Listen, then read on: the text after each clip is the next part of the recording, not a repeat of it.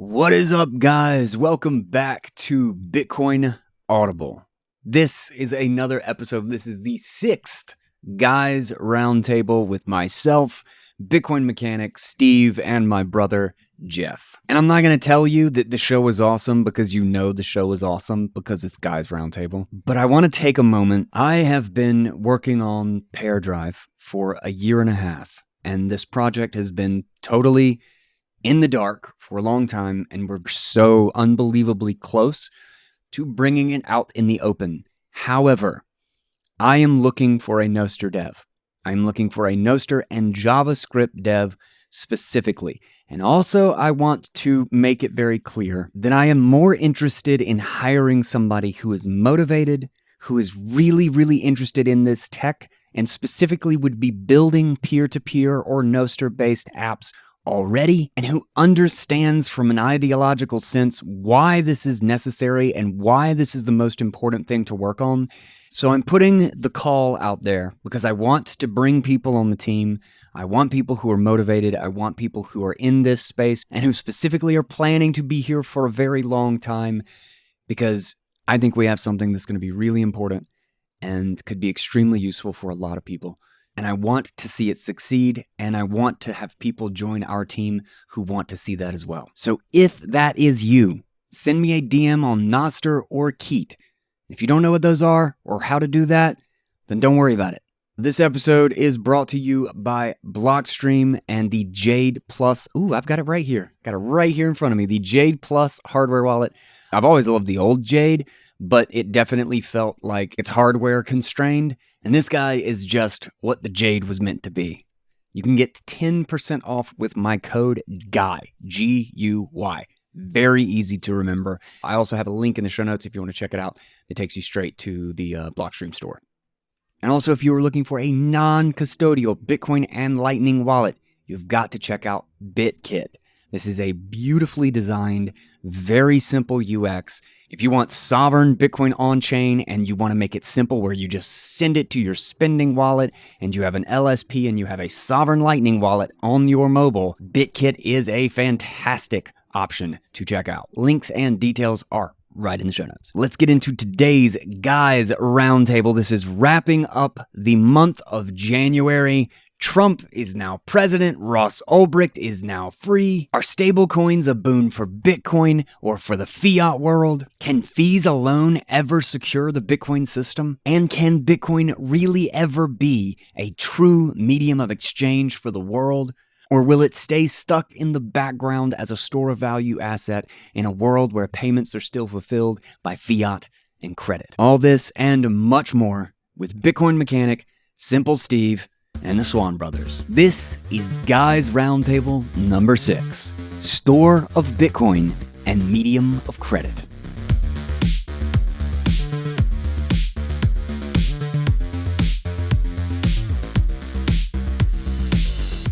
Well, guys, welcome to the Roundtable. Yeah, hi. Welcome to the Roundtable. Now How are y'all doing? How's everybody doing? Doing good? Yeah, doing great. Steve? Man. Steve, you doing all right? Yeah, I wanted to, I definitely agree with all this stuff mechanics saying the worrisome things in Bitcoin right now, but there's also an element, if you step back, of like, man, things are good. Like Ross Ulbricht is free. We got president said that the executive order, it's okay to self-custody. Bitcoin's at 100K, like node growth is great. Mining. Talking about eliminating capital gains? Yeah. Mining centralization is a little worrisome right now. I'm sure Mechanic will talk about that. But like overall, dude, from 10 years ago, it's like the dream has come true, man. I mean, not to like, I'm still trying to be humble or whatever, but things are good, dude. Things are really good. All the problems are high quality problems. I think that's part of the problem, is that things are so easy and we've had nothing but green and good news, and it just attracts morons. Yeah, but is that what adoption is? Like when we wanted adoption, probably. When we wanted the normies in, we got the normies in. This is what it is. This is the normies in. But this is the next step, though. This is the next step. what I've always loved about Bitcoin and what I don't want Bitcoin to ever lose is that it looks really exciting and everything goes great and all of the normies and the idiots come in and they get behind it because we got green candles and good news and everything's working because everybody loves everything when it's all working. It doesn't matter what it is. So we love good, it, man. That scent of money, it just fills the room. and then Bitcoin just sucks them right in the nuts. Like just boom, just like gets them real good, like right in the nuts. And then a whole bunch of like real bitchy people go away, and or they take it and they go into the fetal position and they cry for a little bit and they figure it out and they stand back up and they learn a little bit about Bitcoin. That's right. So I'm waiting. I want that punch in the nuts. Yep. We really, really need a punch in the nuts to set the whole industry straight for a minute. So that's what I feel like we're missing. Every wave brings in a ton of boring, normal people, and then like 5% of the wave it brings in becomes real Bitcoiners, but every further wave brings in less and less curious people. You know. Yep. That's the truth. That's the truth. Well, yeah, all the ones that were going to get to Bitcoin by reading a book, they're already here. Yeah. That's true. We've maxed the explain it with economics saturation. Explain it with theory and network theory and economics. So yeah, that's and we definitely reached the end of that road. Now we're into a whole new game with a whole new set of people, and that's going to be for better or for worse. I really agree with Steve, and like I think like Bitcoin's inevitable, so I'd rather just make sure it doesn't suck. Yeah. So that's why I'm always so freaking negative. And like I realize like it's very hard for newcomers that like are getting their feet wet when I'm like they're like learning to swim or whatever, and I'm like, yeah, like the water might kill you and there might be sharks and stuff. Like I realize that's annoying. Like and I'm sorry. It's just he's a nut like, puncher. You gotta have him. I think it's my instinct to protect this thing because I think normies ruin everything they touch. You're like fighting the the internet good fight. was a great, and it's it's like Adam Back and Grouple's whole fight to make bits a thing instead of sats because they're like normies are confused by sats whereas bits are like much easier. And I'm like, well, why do you want to make this thing easier for normies? Why would you want to do that? Like, make it difficult, obviously. Like, make it really, really difficult. Like, this is, whenever I onboard people, I'm like, well, okay, have you ordered the stuff for your node yet? Call them lightnings. and do 1,210 sats is one lightning. And then let's start denominating things in lightnings. Toma did a post on that whole thing. Like, a shilling is 14 sats or something. Like, let's just make it as like use the worst numbers. Use like base 7 for. That's great. Yeah, use prime numbers for all of the things. Like you need 13 sats to make 1 farthing or whatever. That's the American way, okay? That's the American way. Yeah, I'm just saying, like. You want a scenario where hodlers are seasoned and do not care. And when government says, hey, we're going to do this horrible thing to Bitcoin, the price doesn't tank because all the people that hold it don't care. That's all. Yeah. Yeah. And if or if the price does tank, all the people in it don't care because it's just a buying opportunity and it just sees them. This is the thing that gets me. I cannot believe, and it's so funny because they do not understand how bad it makes them look, how like clearly weak their mental model is for all of this, and shows why it is that they choose quote unquote one crypto over another is when they say, well, this group holds a whole bunch of it. And what would happen if they sold? As if like this will be the end of it.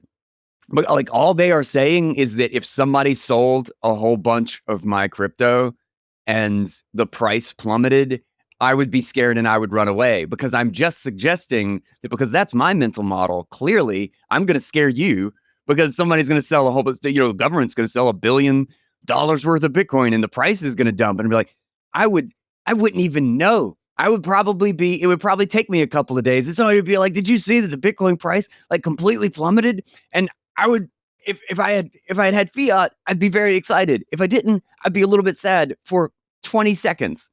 And then I would get on with my day. What blows me away is how often people are like, even on Nostr, people are like, oh my God, Bitcoin's crashing today. Or like I see some headline that like, and nothing happens. It's $102,000. Yeah, the fall of Nvidia is like dragging the Bitcoin price down. And I look at it and like it's not, I never look at anything but like the weekly chart or the monthly chart. And then like the weekly chart, it's like nothing, it hasn't moved. And like people are like, oh, it's down today. Oh, we're booming today. And it's like it went up $1,000. Shut up. Like I don't know. I agree with everything Steve said. It's really positive. And Ross getting out is amazing. Amazing. And Yes. I'm very grateful to Trump. And I was very personally annoyed by all the like people that were like dunking on day one that were like, so Ross isn't free yet, Trump's a liar. I'm like, look, man.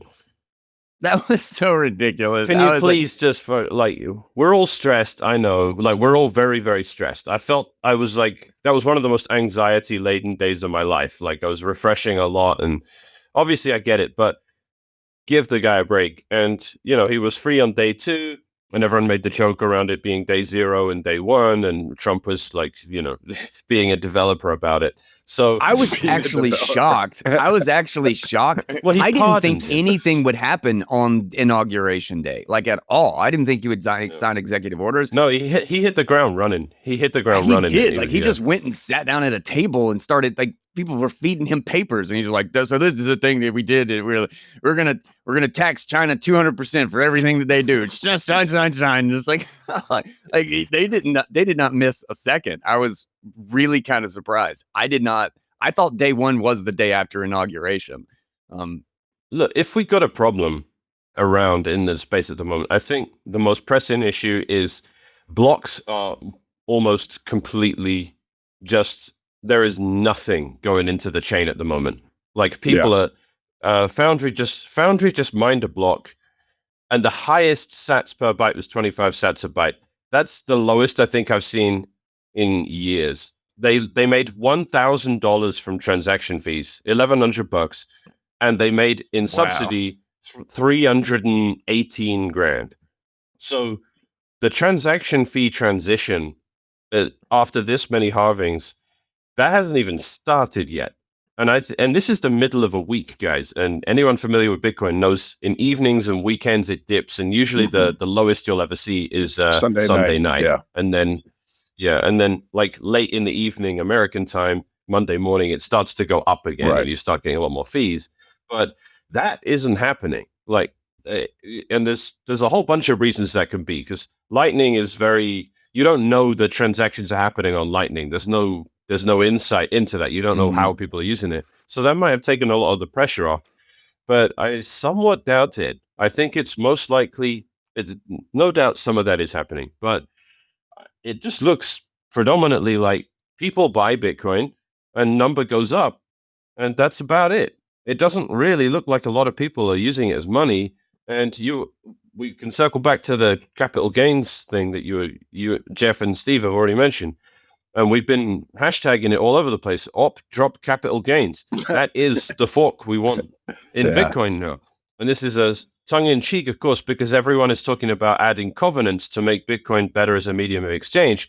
But as and while capital gains is still a thing, it remains horrifically impractical for anyone that doesn't want to have to hide all their economic activity or just be outside the legal system. So capital gains is the thing you want to get rid of, because how else is this thing going to be practical as a medium of exchange?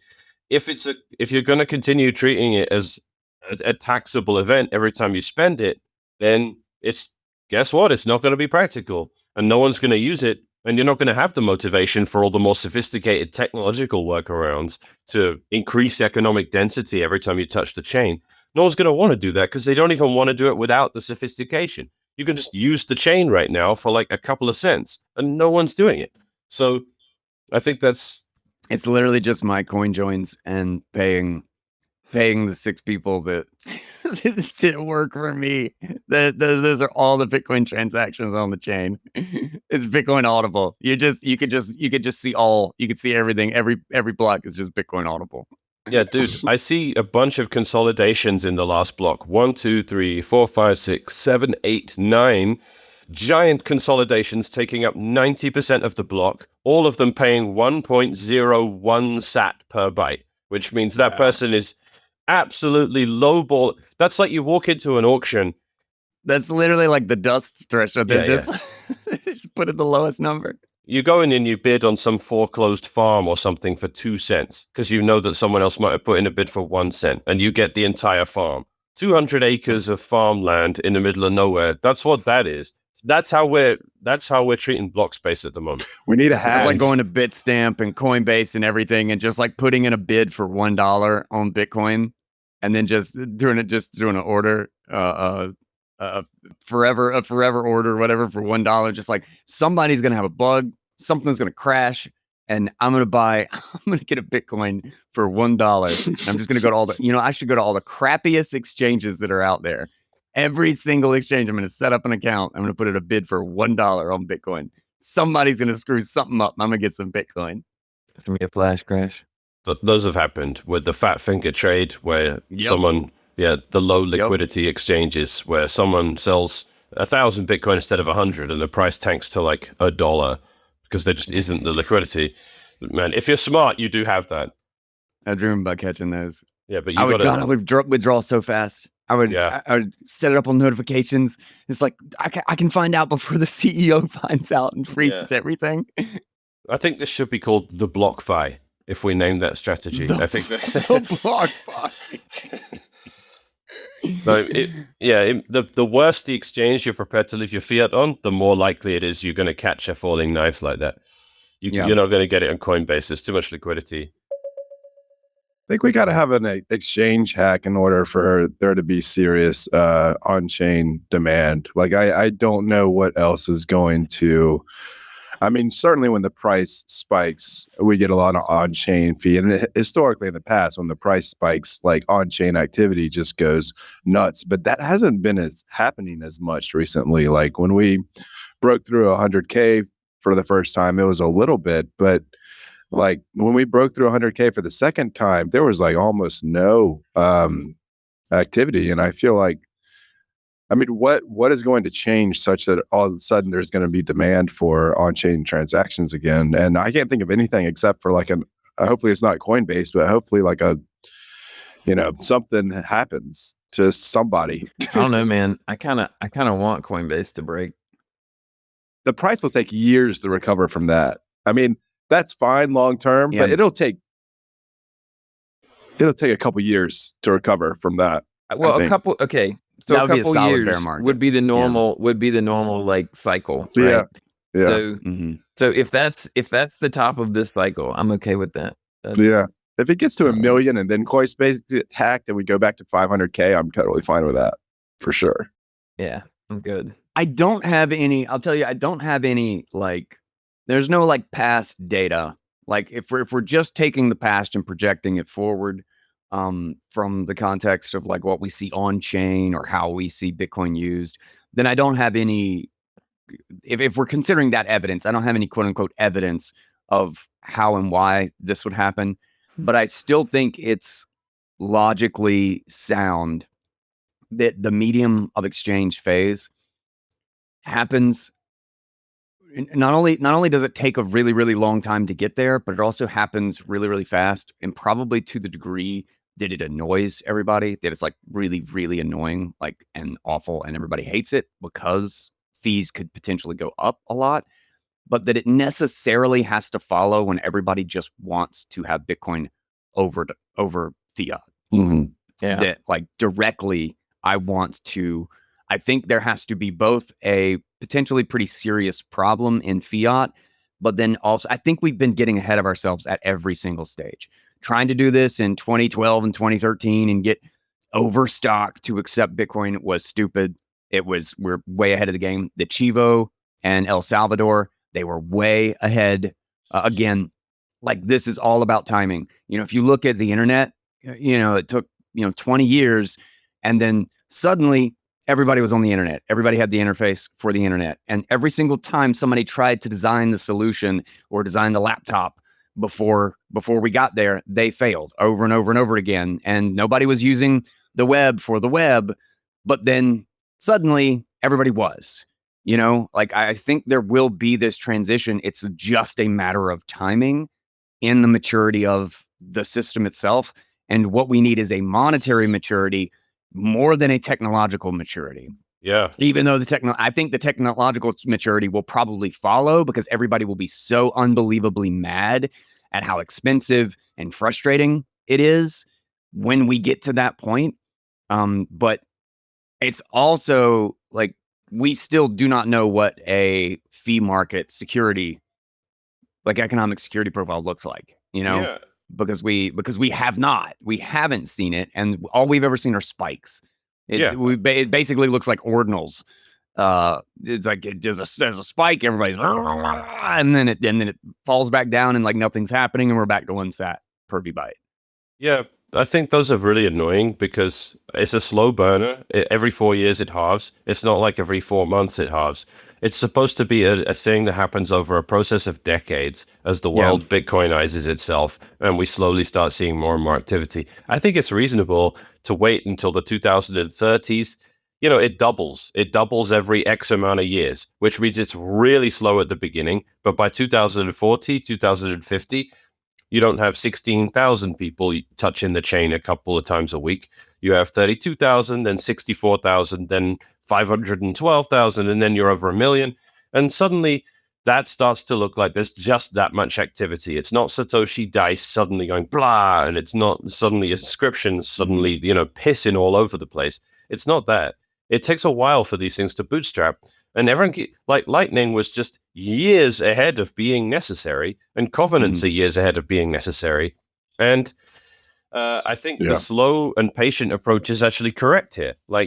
But I think when we need them, we will need them really, really fast. I think it's like critically important that we had a bunch of people beating the crap out of Lightning for like this whole time. And the demand needs to actually be quite consistent, which means you strictly just need a certain amount of people using it in a way that, like the base amount of users that are just going to use the chain no matter what. You don't need fads where it's like, oh, there was some game, because that's how people got into crypto, right? Crypto kitties, stuff like that. They're like, okay, there was an app, there was a cute pet, or there was some game I wanted to play. My friends had it. Like, that's how I got into Facebook when I was a kid. Like, people were playing these silly games on Facebook, and I'm like, oh, I wanted to play that game. So you get sucked in that way, but it doesn't last. So not, at least not in this capacity. Like, you're not going to onboard someone to a new currency because of something like that. Like, it really is just like slowly but surely businesses crop up that accept Bitcoin, and they are cheaper that way. And you have like, this guy needs it and that guy needs it, and I need it for this. So eventually you get a Bitcoin wallet and you start using it. And just by our very good fortune, it's a good thing that the chain remains cheap, that the scammers run out of money as fast as they do, and they stop polluting everyone's mempools. And I think there's some economic theory that goes along with this. When it comes to number go up, that happens really quick, exponentially faster, where you just get people go, this thing is amazing, it's gold 2.0, it's undervalued by multiple orders of magnitude, information asymmetry, I can change my life in a few years by buying this thing. But bootstrapping it as a medium of exchange is way longer because it's just way less compelling. For merchants, it's like, oh, I can not pay 7% to Amex anymore, but I have this other headache. So I think I'll get around to that over the next 6 months. And it doesn't really matter that much if they do it. They're not missing out on 6 months of an NGU. They're just missing out on 6 months of, oh, it was a bit of hassle, and I have to develop my accounting software a bit because I'm a legit business. I've got to still account for all this stuff, and there's time of sale, and then there's any capital gain or loss in the process. I've got to account for all that. They don't gain or lose by taking a while to do it, but they will eventually do it. Yeah. Everybody has to really want it, and then you have to have a whole bunch of people. Like, adding support for Bitcoin with your business has to open up a market that you've not been, like, it makes sense for some online retailers and some, it probably makes sense for some, online tech place to accept Bitcoin. B&H or something Right, like that. Yeah, right. But there's some alignment there with their customer base that Right, makes sense for them to announce it. And yeah, you've got to, if you've got enough of a market, but in any local place, there's like two people, in town that might come see you if you, accept Bitcoin, and so the average business in the average town is just not going to care. like a good example actually is Lugano. They literally accepted payments for like permits, taxes, and all of this stuff, and they did a really good integration. They broke it all down at Plan B conference, and showed like how they did it so that like literally people could use the exact same QR code that they always did, and everything is handled on the back end with their banking partner that connects to a Bitcoin system now. And they did a fantastic job. And then he literally said in the thing that like 7 people have taken them up on it. Like no one uses it. And I think it's not only just the stage that we are at, but there's also just this degree of, if you have two things and one of them is going up in value and one of them is falling in value and widely accepted, and the one that's going up is accepted almost nowhere, like unless you were doing it purely for the novelty, or either for the novelty or because you are just straight up on a Bitcoin standard, you're just not going to use fiat. it. If I have the option of spending fiat, it is only when if I have fiat, then I'm spending fiat. If I'm not, it's just because I'm on a Bitcoin standard and I just have to shift to fiat, and I do as little as I can every time that I do it, not as much as I can. So yeah, I feel like I need to pipe in here a little bit because I run a business that have been having pressure to accept Bitcoin because I'm like the biggest Bitcoin ever.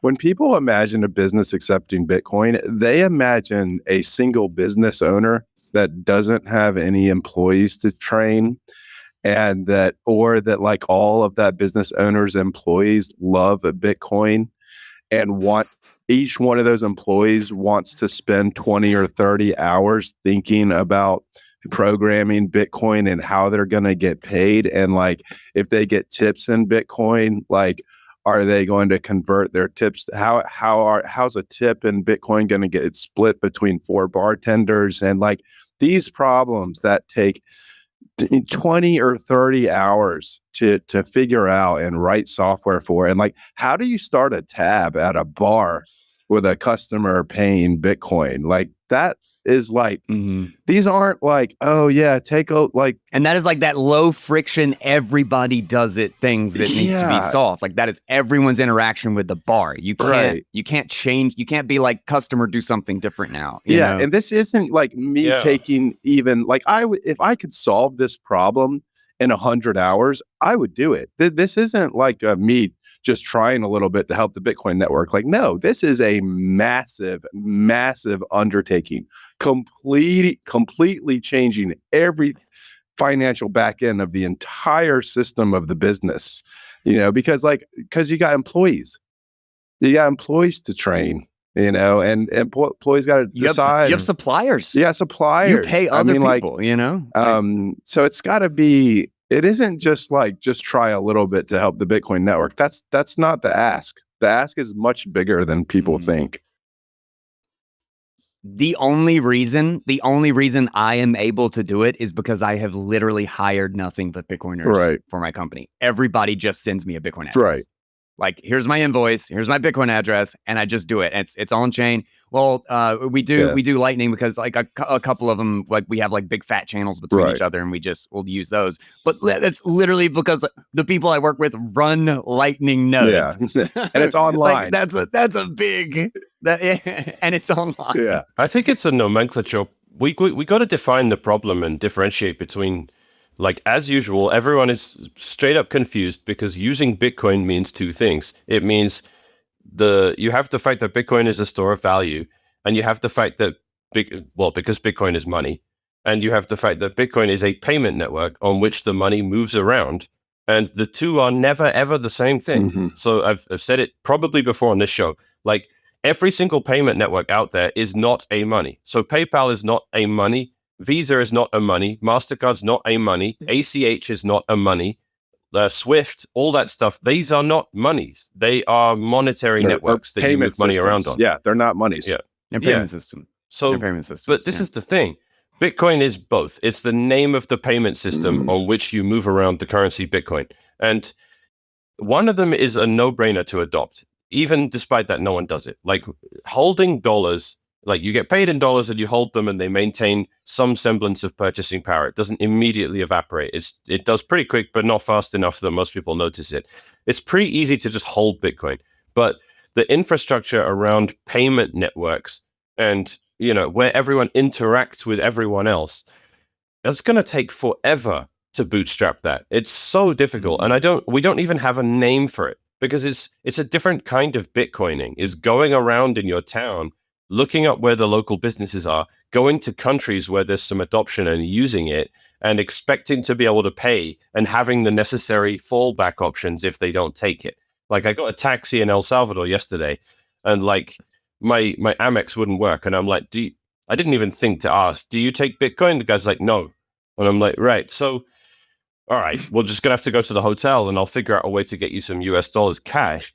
But like this is friction, man. Like there isn't that like you can make a Bitcoin account once, like on an exchange and buy some Bitcoin and own the Bitcoin. And then you're out of the friction territory until you want to sell it again. But using it as a medium of exchange is a constant hassle, even in El Salvador. So, and it's still just under that umbrella term of Bitcoining, and it's its own battle. Even online, like if you want to do a peer-to-peer, like an actual peer-to-peer marketplace transaction, like Craigslist or whatever else, like online or on, using social media or whatever, you can't, I've got to send you Bitcoin and then trust that you're going to send me the thing. Like there's no, like it's a irreversible payment and there's no, there's no recourse. Like there's no way to, we need some sort of wallet. Which means you need like a standard adoption of an escrow thing, which puts in like a whole new dynamic and understanding of how things work, which means that has to be standardized on top of all the things that already have to be standardized to remove that friction. Here's the thing though. Here's why, and this is, I'm going to say it, and I know it's risky territory. This is why Silk Road was unbelievably good. Oh yeah, because Silk Road didn't. It's not risky. Who do you think is on the roundtable right now? I don't mean with you guys. I mean the fact that this is going to be a public conversation. I know. The Silk Road was everything. The Silk Road was when you're like, this is when government retarded laws all worked together to create harmony amongst all the movements pushing back against them and help them all bootstrap one another. So. Like, I saw all this when I first went on Silk Road, and I was like, the fact that they are so bad with the money they have, and so irresponsible with it, and the fact that they have this war on drugs, the combined effect of those two things is two technologies get to bootstrap each other at the same time. Like, if drugs were legal, we would never have had that opportunity to bootstrap Bitcoin and demonstrate its use case like that, because this was the practical demonstration of what you can use Bitcoin for. It was utterly amazing. And there was like reading the white paper, yada, yada, yada. I don't care if you some people can get it all from theory like that. For me, it was Silk Road. It's like, you can send money to WikiLeaks. You can buy drugs on Silk Road. This was like, you can't do that with anything else because they control everything else. Bitcoin is free and you can use it. It's a wide open payment network. And that to me was like, this is it. That's the use case. That's the demonstration of what it is that you can do with this uncensorable medium of exchange. That was it for me. And you need things like that. And again, the only reason you had it is because the government were being assholes and making stuff illegal, which is, again, why I'm just like, the more you try and squish us into a corner, the better we will get, the stronger we will get, which is why all this strategic Bitcoin reserve stuff, I'm like, no. In principle, you guys don't get what makes Bitcoin good. It was coming after us and attacking us.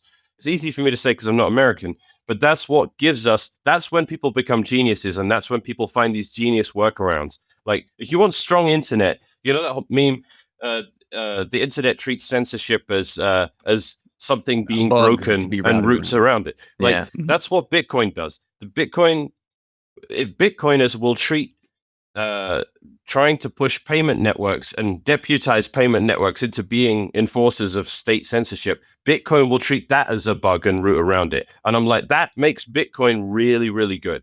So Yeah. I welcome it. I do welcome it. And I don't think it's really all that scary. And I think people running from that have no idea what it's for. Like Silk Road was, when Silk Road got shut down, the price did tank for a minute, and it should have, because Silk Road was the best thing ever for Bitcoin. And I still wrestle with the fact that Ross regrets it, because I think he did absolutely nothing wrong. And I took this position in a long rant I did. Does he? I'm not going to do the whole rant here because I don't know if he really regrets it.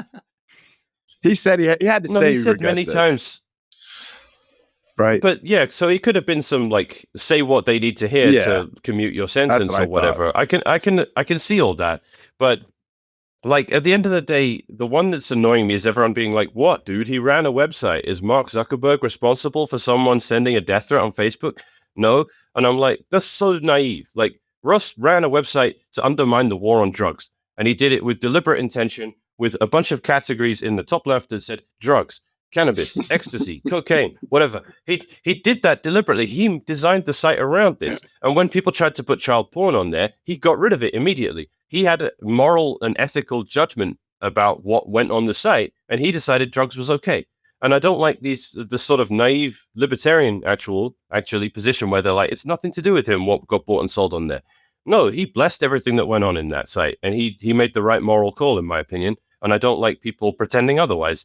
And it was it. Like that was the use case for Bitcoin. And back to the conversation we were having before, that's how you do it. You need governments making ridiculous, asinine restrictions in perfectly rational parts of an economy to exist, and you need Bitcoin to be the solution to it, and everyone just adopts it. During this friendly environment where everyone just uses it for NGU, and if you ever want to use it as money, you pay capital gains, and you can stay inside the law otherwise, you just don't, you're going to hamper adoption as a medium of exchange. And ultimately, Bitcoin has to be that. Otherwise, 21 million stops meaning anything. Like if you don't use it as a currency with people running nodes, and you need constant re-verification of the finite supply. If that drops to the side, then no one really knows how many coins there are. That just becomes an inevitability. It has to be both. It has to be a payment network, and it has to be a store of value. It's fine for one to come later, but it has to actually happen. And it can't just be this thing that we're like, yeah, whatever, I stored a bunch of Bitcoin, didn't touch it for 15 years, and now I'm a billionaire. That's not good enough. You're not going to have what you think you have if you're that sloppy with it. And from the network perspective, from the idea of like the system itself, is like diamonds are only made under immense pressure. Yeah. Well, and I think it's pretty likely. I think, we can all rest easy that the government is not going to become a charitable organization. And I see all these conservatives dancing around like, woke has lost, and like they're doing this like victory dance, like the war is over. And I don't think there's even sort of close to the truth. Like I think there's a bunch of people who are so demoralized. Like what I mean by demoralized is like they no longer understand what right and wrong is.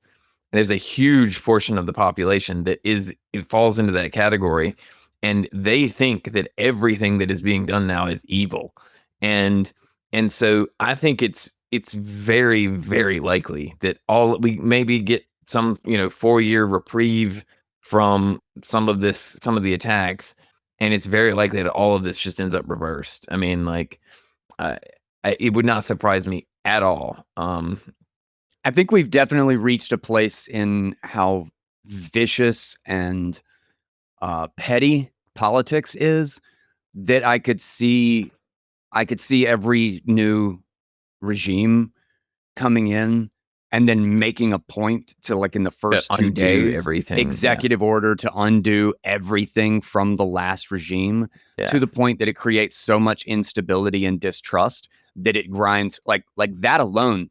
Bad rules that are consistent are actually better for the economy than rules just seesawing back and forth. Right. Like that could literally be the end of like any sort of American dominance and the American currency for for a span in which that continues forward. And I think they have no qualms or considerations as to what it would really mean for the country, because I think they literally just want to stick it to the last guy or stick it to the next one. And that's what we'll do. They'll just be lobbing grenades back and forth from candidacy to term to term from different presidents. And the more that all of these executive orders have just become how things work, and Congress basically weaponizes everything, and the financial system is weaponizing the money is being weaponized against, I mean, everything is weaponized. And I think in both ways, I don't think you go back. Like, I think they stay weaponized until there's a fundamental break and people just stop. Like stop listening to them, basically. Or they lose their capacity to actually enforce it through the death of the money, potentially, or the default, the monetary and or debt default of it all. I think what's good right now is that we have time to finish, because I mean, peer-to-peer tech, like there's a bunch of peer-to-peer projects, Nostr and Keat being, two of the primary ones, but like there's a bunch of peer-to-peer projects that they are going to mature in the next 2 to 4 years, in a way that they, haven't yet. And I don't think that the censorship's going to go away. I don't think that, like it's different, but it's not going away. I mean, you can't make a centralized service. You can't turn something that can be so easily manipulated and controlled into something benevolent. Like, it's just, they know that they can control it. And so there are people that are going to try to. Like, you can't, it doesn't matter. Like, it's so hard to walk that back. If they'll overthrow countries to like manipulate people, they'll overthrow a company. Like, that's not, like this is not like they can manipulate people at the top of a company, or put all of their people into a company. They'll just do the same stuff again. And it's a lot easier, actually. It's lower hanging fruit for the systems and culture that has been put in place. And I also want to say something, just because this really kind of started on the whole medium of exchange and like fee security thing. I think it's important to recognize that as we do get, as Mechanic, as you were talking about, you have 16,000 people and then 3264, and you just start to slowly ratchet up. This is also why I think the fee market and the medium of exchange phase could kind of punch us in the face unexpectedly. And it would be really, really hard it's going to be difficult to adjust. And everybody's going to be mad. Like, there's going to be this like, oh, it's failed to scale. Now we've screwed it up. The whole thing, the gig is up. This is never going to work. If there's like $50, there's $50 fees and they're going to be permanent. Is remembering that like the threshold is very, very sensitive. And there's like an economic law for this. I can't remember exactly, or is this a network law or something? I can't remember exactly, but about how like if you have like a set limit, if there's like a core like scarcity that can't be it's changed, inelastic. Well, then I mean, yeah, it's inelastic. Is that if you're at like 99% full blocks, fees are 1 sat per byte, and as soon as you're at 101% consistently of full blocks, like, we have no idea how high fees can get. Yeah, because it's purely on the priority of when, like, because we always have backlog, and it's literally when people drop off or reset their fees or decide that it's a higher value that they suspect, like it literally, like, when we get to there from the context of like genuine use of like, I believe Bitcoin is my money and I want Bitcoin above any and everything, it will be delegated, or it will be relegated by the cost of fiat, then the conversion into Bitcoin, which will be in the realm of like 2-3%, and like all of this stuff. And I think that amount of capital flow and that fee will probably dictate whether or not you're using Bitcoin or fiat, because the goal is to get into fiat. Because the goal is to get into Bitcoin and have Bitcoin at the end of the day. So that fee, the fee threshold could change very, very quickly once you hit that degree of consistent demand. And it'll be really, really interesting from a standpoint of looking at the maturity of it in that way, because I do think we will go to a medium of exchange era of this, that it will start in earnest.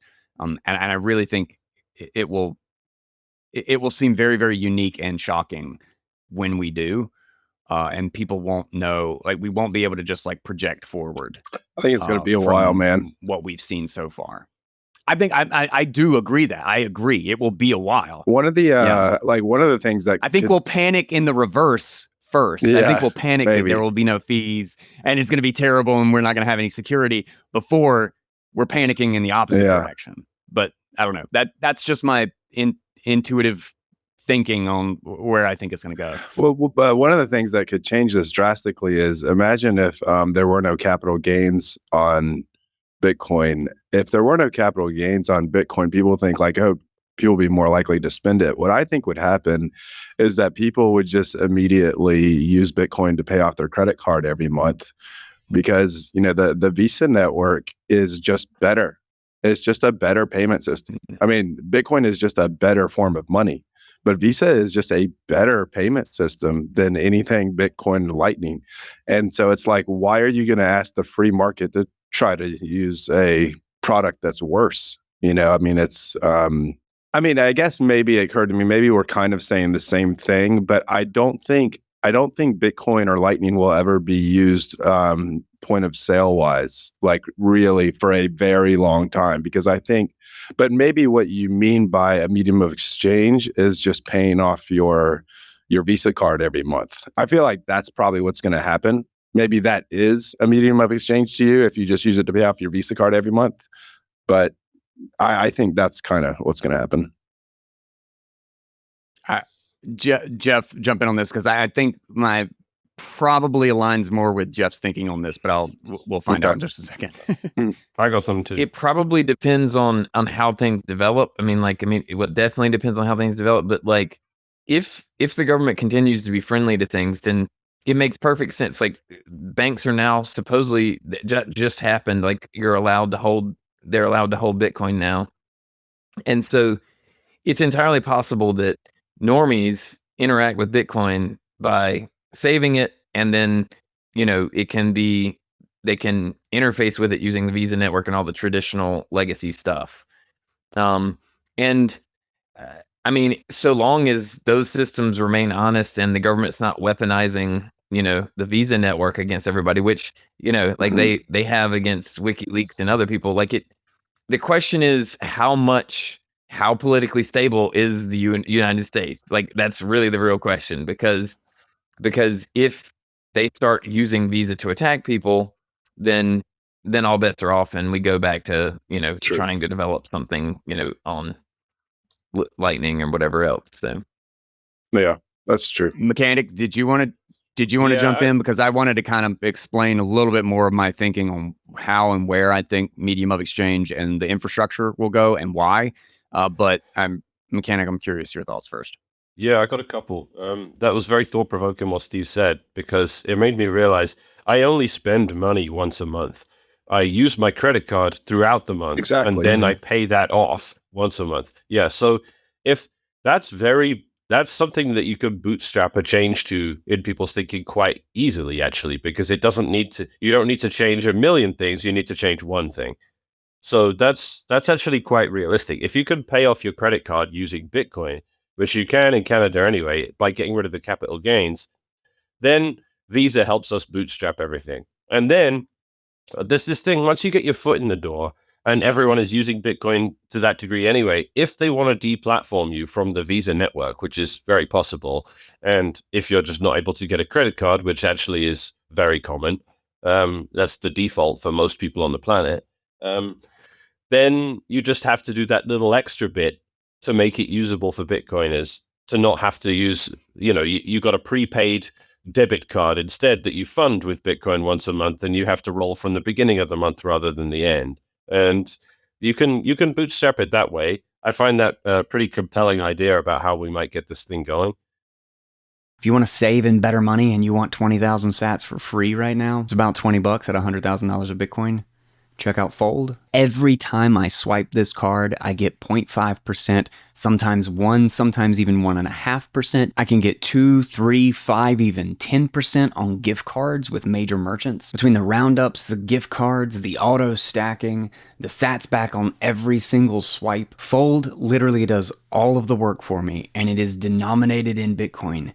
And I have more savings just by using this card than like 90% of the United States normal consumer. I've got a referral link for you right here. Shout out to Fold for sponsoring my work and honestly being the most important service for my being on a Bitcoin standard. It's important to consider just how unbelievably slow and difficult it is to change infrastructure, to change how people pay for stuff at the store. Yeah. Like, and I think Strike is a great example of this. Like, Strike announced in like 2021 or something like that they were trying to get it in point of sale systems or whatever in like Walmart and stuff. And I was really excited. It sounded like a really cool thing, but a part of me was just like, how I don't like, what's going to be the return on that? Like, nobody's going to use it. It's not going to change most people's interactions with it. It's just going to be an extra thing. How long has it taken to make it normal to have the tap to pay terminals? Like, that's not changing your money. That's not changing anything on the back end. That's literally an NFC reader in the same payment terminal to read your card. That is all it is. Nothing fundamentally changes with the back end infrastructure to accomplish that. That's just the face of the little thing that sits in front of you when you go to Food Lion or something. And that has taken like a decade. Like, I still can't do it in a lot of places. Walmart still doesn't have that. it. It is still not common. Yeah. Trying to change not only all of the back end infrastructure, but also the front end and what people see and how they interact it, but then the consumer interaction and what the consumer has to change in their own personal thing in order to interact with it. Like, you're talking about every single layer of this having to change to adopt Bitcoin directly and or indirectly as a medium of exchange. I do not think that is how I think that's where it eventually goes, but I totally agree with Steve. That probably takes 20 or 30 years. Like, I do not know what the timeline on that is. What I think will happen is that there will be Bitcoin being set aside as a value security for everything that is happening in the current infrastructure. So Steve makes a great example of just like, Mechanic U2, I use money once a month and I use my credit card in between. Fold is a perfect example of where I think things are going, because Fold has actually pushed things toward a certain direction, and then a bunch of people have tried to jump on, like slowly it's started to work and people are jumping on board with it. Like, that you have sats back on debit cards now with, I think Cash App gives sats back. Strike has a sats back thing. BlockFi, I think, is trying to do a debit card. Gemini has a credit card, and BlockFi have a credit card. Fold, and now here's the interesting thing about what Fold is doing. They're not sponsors of the show, by the way. But this is fascinating to me, because one of the things that I do a lot with my setup is I swear it's not. It's just I like this beanie. But one of the things that's fascinating to me is that, we have an insanely illiquid and difficult market in Bitcoin-backed loans right now. It's very hard to get fiat capital because Bitcoin looks like this big, scary, volatile, like unsecure thing. Mm-hmm. And so even though a lot of these things are 200% backed, you're still hitting 14% interest. Mm-hmm. And Ross Stevens talked very openly about the fact that they are going to bring liquidity to that market. Between Wolf Financial, Stone Ridge, and what they are trying to do with their reinsurance setup, and then also backed via KKT, like what they are doing in the financial markets, there is definitely a push to get maturity, like mature amounts and enormous amounts of liquidity into Bitcoin loan markets. And they believe that they are going to, he said in no uncertain terms in the latest Stone Ridge investment letter that they're going to bring that interest rate down. That's going to be like mortgage rates, because it's insanely secure, and it is literally just lack of liquidity on the fiat side that makes this so difficult to achieve. And And then at the exact same time, you have Fold. And I had a conversation with Will Reeves, and I think this is pretty much, this should be public information now, like that Fold has been moving. They've posted on their Twitter that they're moving towards a Bitcoin-backed credit card. Sweet. Meaning that if you have Bitcoin in their thing, you can have that amount, or 70% of that amount or whatever, in credit card limit or whatnot, because it is Bitcoin backed, and then you can immediately use that to pay off your credit card. But here's the thing: credit cards don't have reserves. You don't have backing for normal consumer credit cards, which is why your interest rate is 30%, Yeah. 22%, 25% on a normal credit card. If you actually have backing, if you have savings to actually pay off that credit card, well, then you can actually offer 6%, 7%, anything sub 10%. It is going to be far and away a Bitcoin-backed loan instrument, means that everybody can use Bitcoin as their money. Everybody can have savings. Interest rates can plummet because everything is actually secured by real value in something that can actually be settled between businesses, between banks. And all you have to do is implement, banks and companies can hold Bitcoin on behalf of the customer and trade Bitcoin and settle Bitcoin between them. And you have a way for Bitcoin to be usable on the entire setup and all the layers of infrastructure that we already use, because it's just the swipe of a credit card. And every single month, the dollar. It's settled. And everybody can personally short the dollar. Everybody can hold their value in Bitcoin. And the banks themselves can have a hedge against the dollar, because they are holding Bitcoin in order to... This is a way for them to not have the poisonous side of all of the debt that everybody's carrying around, because it no longer is in this permanent cycle of you have to issue more debt in order to pay off the debt, because it's being backed by Bitcoin, not just reinforced with the next cycle of debt. So I literally think the credit infrastructure and payments that we all have will just become a front end of people holding Bitcoin in reserve to make it more secure, to make the credit more credit worthy and more trustworthy, because it's no longer just backed by another cycle of, or another layer of fiat debt. It's backed by Bitcoin in reserves. Then we start talking about Bitcoin actually being adopted, because now people think of their Bitcoin as the value, as the foundation of the value. But that may literally take 10 years of maturity, in the exact same way that just doing tap to pay takes it, because you're talking about changing the mindset of people on where their money really is. Well, and from a political stability standpoint, but the infrastructure stays the same. Yeah. From a political stability standpoint, all of that actually lends itself to probably help things, because if you have all the banks and all of the, you have a lot of financial interests that have real reason to want to have Bitcoin as like an insurance essentially against all of the craziness in the fiat world, then you don't have the political will to reverse all of that. So, maybe Bitcoin fixes this, like how much do you think Trump coin's what's Trump coin gonna fix? Yeah, news item, Trump released a meme coin. Well, Mechanic, did you want to add something there at the end of there? Well, cap that off for us. The only point that maybe didn't get touched on that's kind of relevant but not as gigabrained as you went on, it's just I don't mean that sarcastically, by the way, but no, it's all like the convenience of credit cards and all those things is all catering towards consumers at the merchant's expense. Typically, they the ones that have to, like, when you get sats back, even that is a hangover from the legacy system, where where's that money coming from? It's ultimately just the merchant. Like, it's just, I get cash back from my credit card, right? So I think for me, it was always about the merchant for targeting. Like, it should be the case that the consumer's like, what's this Bitcoin thing I have to use? And the merchant's like, look, I'm not letting you use your Amex in here. I'm not giving you 7% discount for this like middleman that is going to hold on to my money for 3 months or whatever. Like, this is bullshit. So I always thought merchants should be like, they should be offering Bitcoin, and they should be offering heavy discounts when people pay that way. That is the way to do it, because it's way better for them. They get final settlement. They don't have to deal with any aggro, and they don't have to pay a big cut to a middleman. That was always it.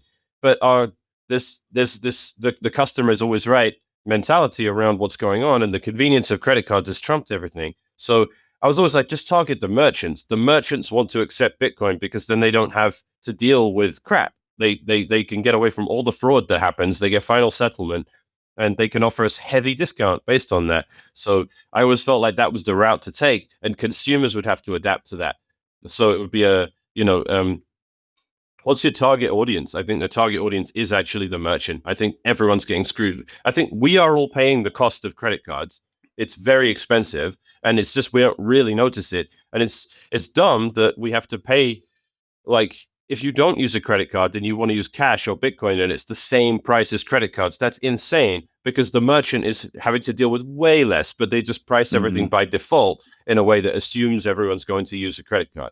That's annoying, and that's why you have like middlemen companies that make credit cards that do absolutely nothing except provide this sort of, they've made themselves a necessary middleman.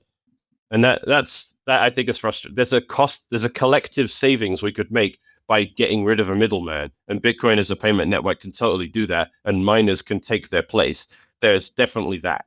So it's a bit crude. I don't see us transitioning to that, but it is on paper. I would like replace the payment processes, the money changers, get them out of the temple, and then we go into we go and use the Bitcoin miners instead. That obviously is the poetic transition I'd like to make. I don't have any realistic vision for how we'd actually do it. Mm-hmm. Well, there's like a public effort. I mean, I don't know. I don't know how many circles this is in, but in libertarian circles, use cash is like a common, thing. And so you could have that same sort of thing, even promoted by merchants, as if Visa and these other things end up being the front end for a lot of Bitcoin transactions.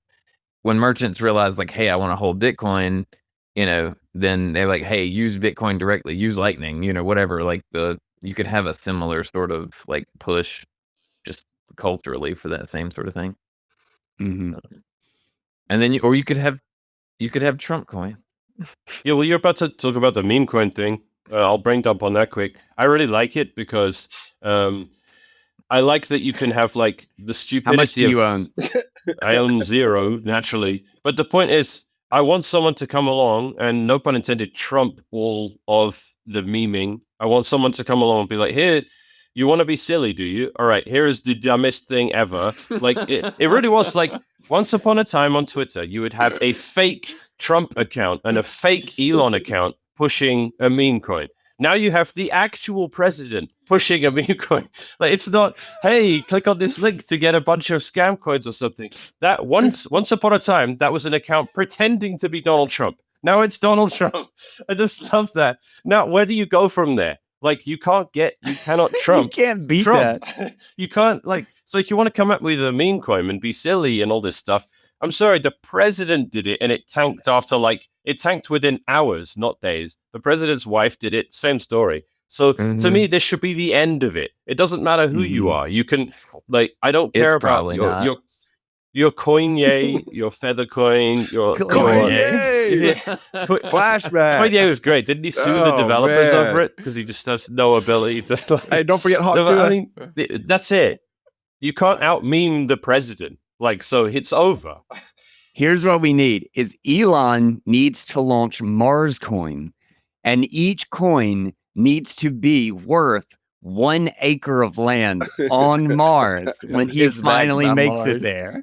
And he needs to pre-sale, do a Mars yard pre-sale for everybody going, this coin is actually backed by Mars. This coin is backed by Mars. I'm hoping it was the death of all meme coins, because you can't trump Trump.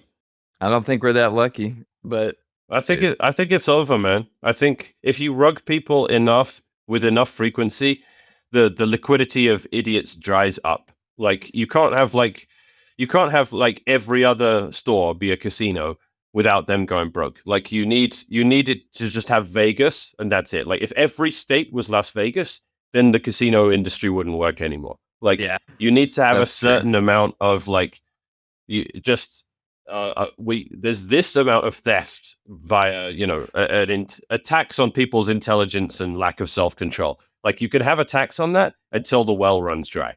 So like, if we're gonna just like pummel these people to death, like to the point where a meme coin launched by president-elect, the most popular president in history, whatever, if his coin can only last hours, then the well is very truly run dry, and the scammers are going to not be able to bootstrap to the point that they've been able to, where they can get a few months of life out of whatever their new scam is. Like, this is great. Like, bleed it dry. I just had a conversation with somebody that thinks XRP is great. So it just, I don't know. So did I. So did I. Everyone. It Let's be sad. I'm sorry, man. Like, I guess then the only cope I really have is that the Bitcoin will end up in the hands of some intelligent people rather than idiots, and there's a benefit to that. Coinbase said that now there's over 1 million new tokens being launched on their platform per month. Well, that's also good. Like, that is, I do agree with that. Just spam it. Like, there needs to be so saturated that and everybody thinks there's a special. Andreas called it. This is it. You want. Andreas called it. Everybody's going to have a coin. You want laissez-faire because you want there to be Bitcoin and you want there to be a billion alternatives. You don't want there to be you don't want regulatory clarity where a few of these things are allowed to exist, but not many. And you have Bitcoin and you have Ethereum and Solana and a couple other, what do they call them? Blue chip meme coins, which is just a phrase uttered without irony. That's just that's awful. But you don't want that.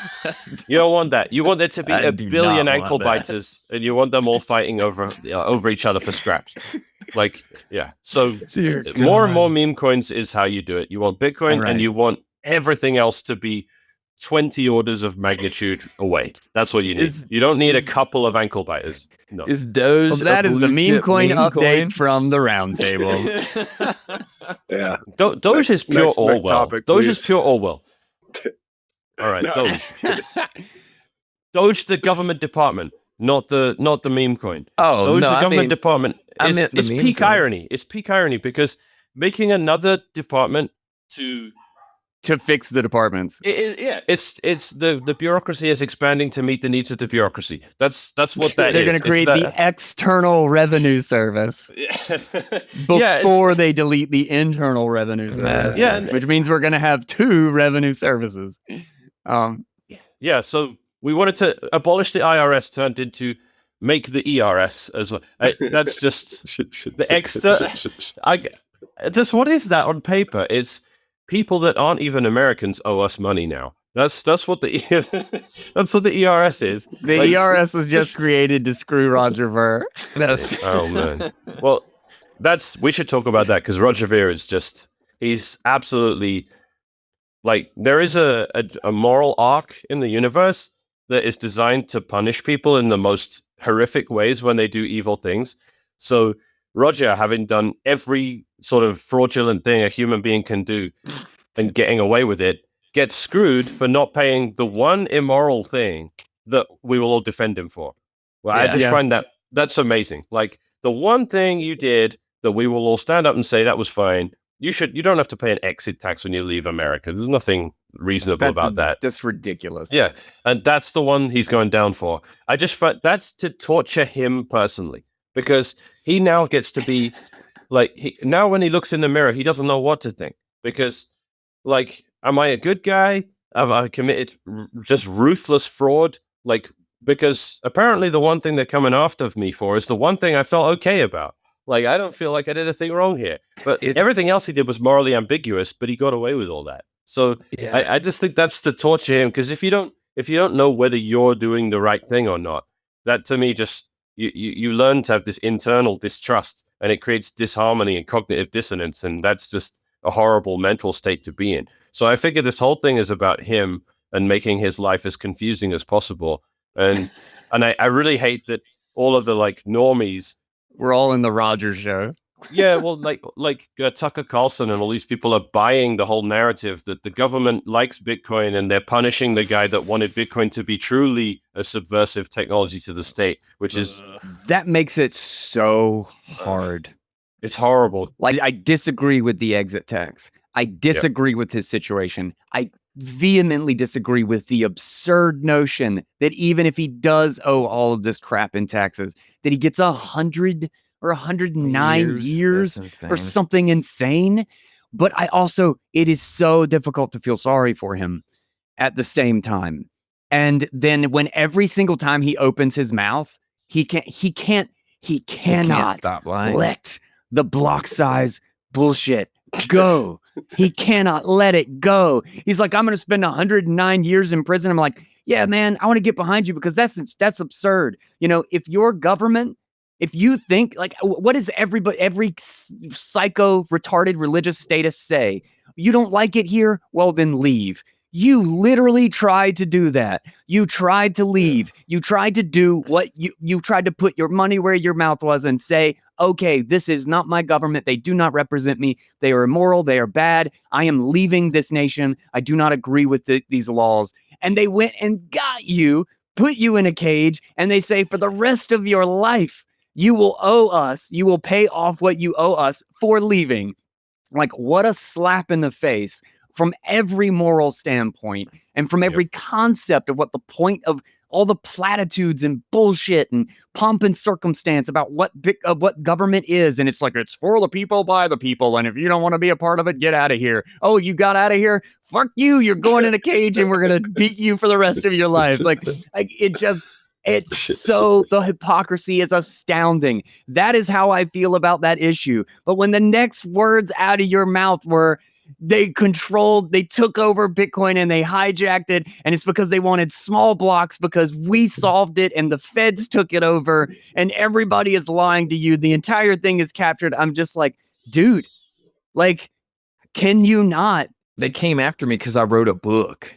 They came after me because of the book. And dude, I was just like, preach. He's the center of his own world, man. I have a free Ross shirt. I am never going to have a free Roger shirt. I just can't. He can't make me give a fuck. I think I might have a free Ross shirt with an exclamation mark and a free Roger shirt with an asterisk. With just like a wall of text on the back of the shirt that explains to go away and my shut issues the fuck up with this situation. But someone watching this, please make. I don't know what kind of viewership we get here, but someone watching this that has shirt making capability, please Nobody make a shirt. This. Okay, fair enough. But if for some reason one of you perverts like watches and just has the ability to make shirts, make me a free Roger shirt with an asterisk and a bunch of text on the back that explains the entire circumstance of why he's like it is. Swan guy, you just absolutely preached everything that you absolutely nailed it. The whole thing infuriates me. The victim narrative he's tried to create around himself, the entire Christ-like, I was the hero, and I'm literally being put on the cross, and I'm being crucified for trying to save Bitcoin. Yes. I am suffering for your benefit. Protect me. Like it's just impossible to feel any sympathy for a guy that has this complete and utter messiah complex. And the Bitcoin Jesus thing is of his design and something he's always embraced. He's never been, there are like I have my issues with Andreas, but Andreas has always shunned, at least to some extent, people celebrating him and turning him into a hero of the movement. He's always been humble about that.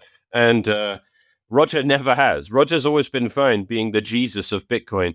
And if you're going to invite that kind of scrutiny... He uses it. He uses it in conversation as, like, if I swear to God, every single interview, he goes on this tirade about all of his accolades. Like, it's nothing but a huge list of appeal to authority. Like, boom, boom, boom, boom, boom, afterward, for this whole span. And then he says, and Bitcoin was taken over by the feds, and, I have all the sources and, all this stuff. And I'm just, oh my God. And it's funny how the the conspiracy theory has changed as to who and what controlled it and where. It continually adapts to, like, now, like the whole AXA Blockstream thing is kind of like, well, we're not talking about that anymore. That was like the thing. That was the conspiracy theory point. That was the deepest it went. And now everybody's like, well, okay, well, yeah, Blockstream definitely doesn't really control everything. They don't run the developers anymore. They make core Lightning, which no one uses. Like, that's about it. And they want everyone to use bits instead of sats, which everyone laughs at. So Blockstream was initially intended to be more influential in a dev capacity and to provide consistent income from devs. And the narrative that they were controlling Bitcoin actually worked so well that they cowered. They ran with their tail between their legs, and they didn't do that. So now Blockstream's become this kind of zombie corp, to be honest, that doesn't really do a lot. And it's a shame, but it also means that, this was a thing started with nothing like the kind of evil intentions that it was characterized as by the big blockers. And they were just a bunch of, people that just sort of slowly went, what's this? And couldn't take that kind of pressure. And now they just don't do anything. So it's not what people think, what people might view it as. And I completely agree in the sense that, like, Blockstream just does not and never really did have the control that everybody positioned it as. And not only was the connection, like, I went deep, I went looking for the connection with the whole AXA and the insurance and the investment arm of the thing. And I went and looked at, like, all of the investments that this company made. And I have never looked at the most the list of things was so hilarious. It was clearly like an experimental, like anything tech related that could have a potential.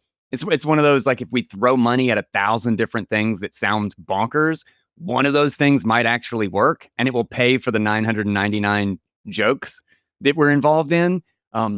So when I went down that rabbit hole, I just thought, like, oh my God, this is wild. Like, okay, so they're also doing quantum vaccination. And so, like, literally some of the companies were so absurd that this same group had invested in.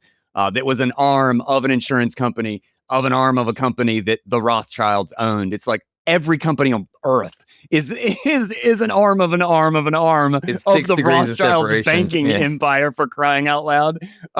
So, like, that one just took me.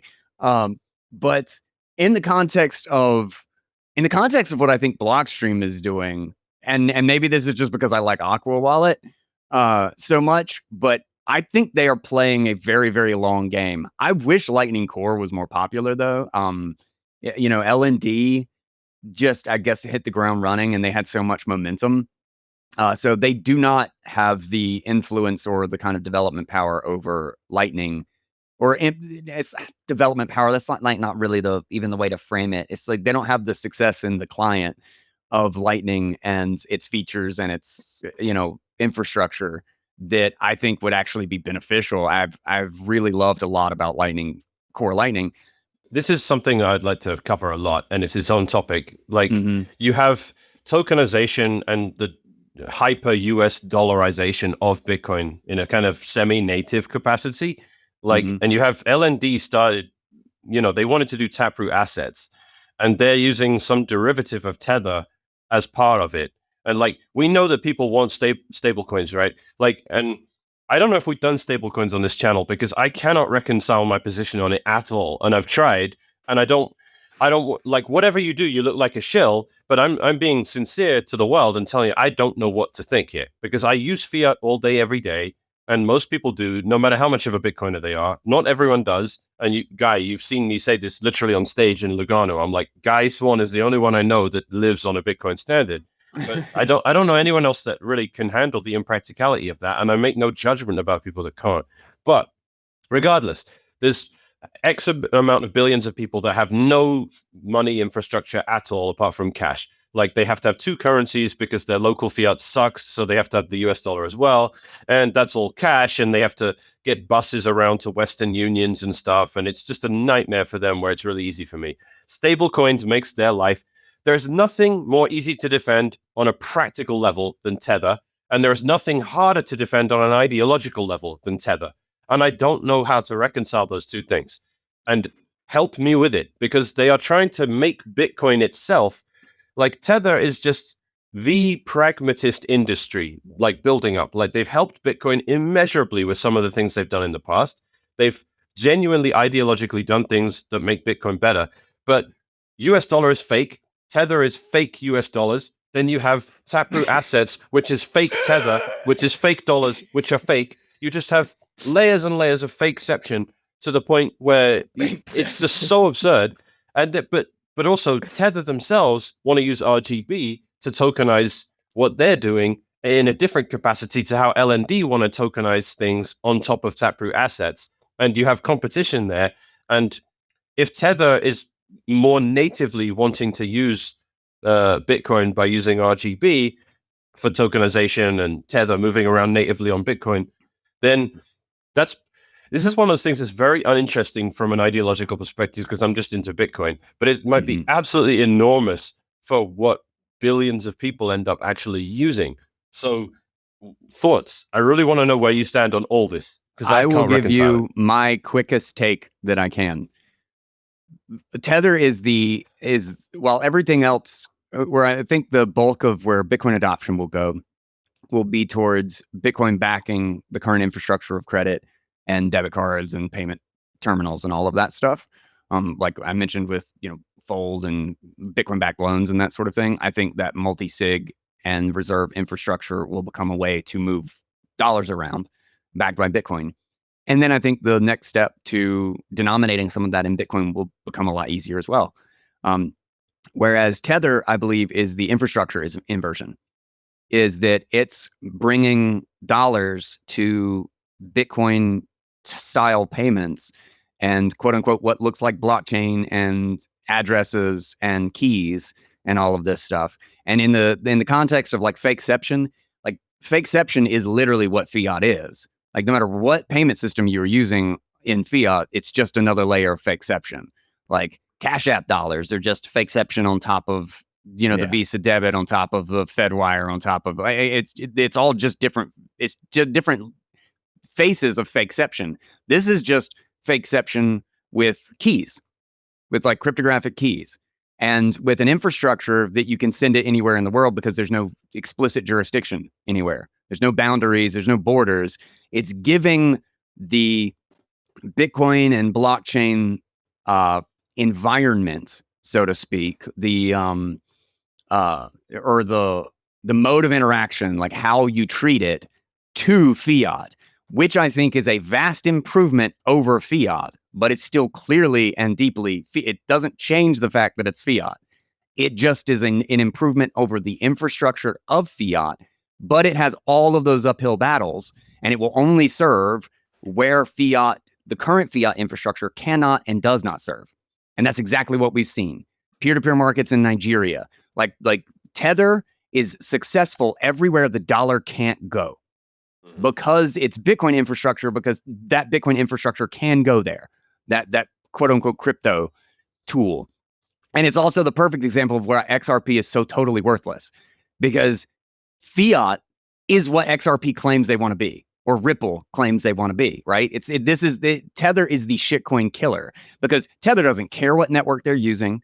It doesn't care what the underlying token is. It's jumped from Ethereum to Solana to Tron. There's some of it on Bitcoin. There's some of it on Lightning. Now they're talking about RGB. It is Liquid. So unbelievably does not give a shit what is being used to make the transaction, that all of the tokens and all of everything that thinks that utility is the fact that some Tether somewhere is using it, when Tether is denominated in fiat and we're talking about the denomination, it is the ultimate shitcoin killer, because Tether is used more than any and every other shitcoin that exists, and it does not care what shitcoin it runs on.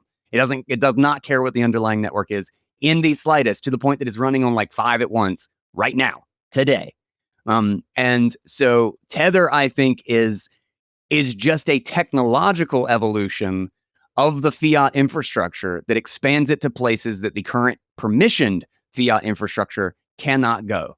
But it inherits tons of the problems, or basically every one of the core problems of fiat, along with just an added expansion of the network. That's it. It's just accessible to a new way and with a new type of technology. You can hold it. You can hold the keys on a hardware wallet. Like that's what's new. I agree with everything you're saying, but this is I find it trivial to defend it on a practical level, and that's everything you're talking about is the practicality of how it's. But the concern becomes the ideological thing, right? You're extending. If you create, it's almost like the anti-Christine Lagarde position, where you're creating an escape valve for fiat that we wish wasn't there because we want people to use Bitcoin because that's what Bitcoin is ideally 100%. for as well. So, Mm-hmm. and I don't really like. I ultimately think Bitcoin was a tool made by a pragmatist for pragmatic reasons. And in my conversations with the most ideological Bitcoiners, like Giacomo, he himself has said to me, I would never have been able to make Bitcoin because I would have stumbled at every ideological block. And I wouldn't have been able to break eggs and make an omelet like Satoshi did, because Satoshi just went like, all right, this needs to work. I need that. It's not perfect, but it's good enough. And, that is Bitcoin. It's just a practical fix to around the Byzantine generals problem and all that shit, right? We know that. Like, we know you can still rewrite history if you put enough energy to it. They didn't really solve the Byzantine generals problem. You can change a block in the past. So, approaching it like a pragmatist is probably good, but you just come up against these, like, there's plenty of Bitcoiners that I really like and respect that are puritanical about it and are like, no, Tether is evil, they will tell me. And I'm like, well, I can't reconcile that with the fact that everyone is going to use it and I still use fiat. I can't do that. I don't think a person is. My response to that is, do you have a bank account? Show me that your wallet doesn't have a card in it. Yeah. Like that you don't have a debit card or a credit card. If you think it's evil to the point that you shouldn't use it, then you should hold it doubly true for 80% of what's in your wallet right now. And that's if you have a tap signer, Well, these are like the full vegan guys, and they do exist. Yeah. Like, there are guys that are gonna do that, and hats off to them. But in my opinion, that's the companies like Tether are going, you're not going to change the world with that, not in our lifetime. So we're just going to build all this tech and, make ourselves unfathomably wealthy in the process. But also, maybe we can just, like, Tether can get rugged, right, pretty quickly. Like, they can. Like, the fact that they own all those treasuries makes them kind of. I mean, Russia owned a lot of treasuries. How'd that work out for them? Yeah. So the question is, how evil and how politically unstable does the U.S. government become?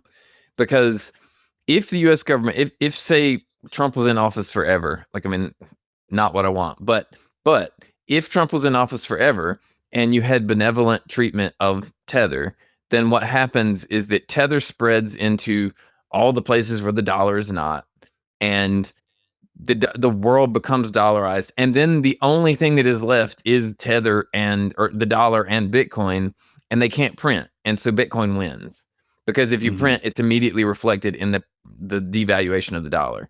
Like, or if you print dollars, it's immediately reflected in the appreciation of Bitcoin. And so if those are the only two currencies, then Bitcoin wins. If you also have if you have a situation where the government becomes they want to stop anything, if they're weaponizing the dollar is their primary concern, and they want to stop anything that allows people to move dollars without their control, and they want to implement this CO2 like carbon standard or something for everything you consume or whatever, then like they're going to kill Tether. Like, you don't have, I don't think, like, either way, I think Bitcoin wins. And honestly, I think the question is, what's better for the world? Is it better for lots of people to be oppressed with the dollar, and like does it become this? I mean, maybe they can manipulate Tether and use it to oppress people. I don't know, but the thing is that if there's the Iranian rial, or Tuman is like they dropped to zero, but like the Tuman has depreciated, has devalued in the same against the dollar at the same rate that Bitcoin has appreciated against the dollar. So in 2013, the Tuman, it took 1,000 Tuman to buy $1, and today it takes over 80,000 Tuman to buy $1. And so at the same rate, like, so if Iranians had access to Tether, like to digital dollars, then they're all infinitely better off. Said they would have been 99.9% protected against the destruction of their economic value. Yeah. Right. And so dollars are already better than most currencies. And the question is, if we spread the dollar to all these other countries, is our government going to be so evil that it gives them more power to tax and inflate everybody, against everybody? Does that give them, the ability to militarily dominate the entire world in a way worse than, what's happening now? Or do we get some sort of I don't know, like that's the real concern, right? I think that at the exact same time, there's a technological shift happening that hopefully is weakening them. There is a monetary shift happening at the same time. And everybody, like Bitcoiners, are focused on the monetary shift, and they want the technological shift to be towards the exact same reason and way for the Bitcoin, the monetary shift, is that the adoption of the technology of Bitcoin is in using Bitcoin the money. And what I think there's a big disparate time span in how technology versus monetary shifts occur. Technology shifts are quick, monetary shifts are slow. And because of that, they have divorced, and stablecoins will be adopted fill the gap faster than the monetary shift to Bitcoin will be. And people forget that one of the greatest frictions in the world, there are two great frictions in the world right now. One of them is the manipulation of money, and the other is the separation and friction between having 140 different monies. Yeah. Both of those are being corrected at the exact same time. It is likely because of the technological shift to something like stablecoins that first we knock out 100 of the fiat currencies by going to the dominant fiat. That the dominant fiat gets more dominant because of the technological shift, while there is still a shift going on the monetary base towards Bitcoin.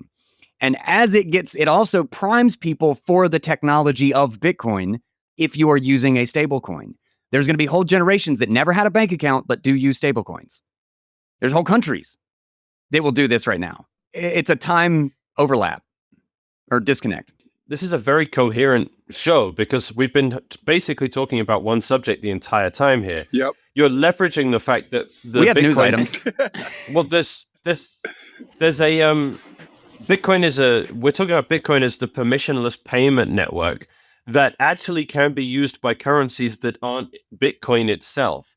And you're going to bootstrap it with a fiat before you're going to bootstrap it with Bitcoin. Yes. That's actually a fascinating perspective that I've never considered before. That's what I think. So, yeah, right. So that makes a lot of sense to me because that gets people into the territory of permissions. It's not permissionless, but you're talking about keys, right? You're talking about you remember the old World Crypto Network analogy where he's like, instead of having a gym with 15 lockers where you put your private stuff, your valuables in one locker and you have the key to it, instead there's infinity plus one lockers and you don't have a lock, but you put your stuff in a random number and you remember what it is and no one else can open enough to find it, but there's no actual lock. To me, it's like, so you're using that analogy for it. You're putting your tether inside one of these things. You can take security in the fact that no one will guess where it is, but what you put in there might just disappear because of the nature of what you're actually putting in. But it's still a mental bootstrap for people to understand they're using Bitcoin in the same UX capacity. They're not getting the benefit of the store of value at all, but they're still basically onboarding themselves to Bitcoin so that's incredibly important and not to be underestimated. And that's an epiphany moment for me. I don't know if everyone else has the same sort of sticking points I do, but that really is quite mind-blowing the way you've described all that, Guy.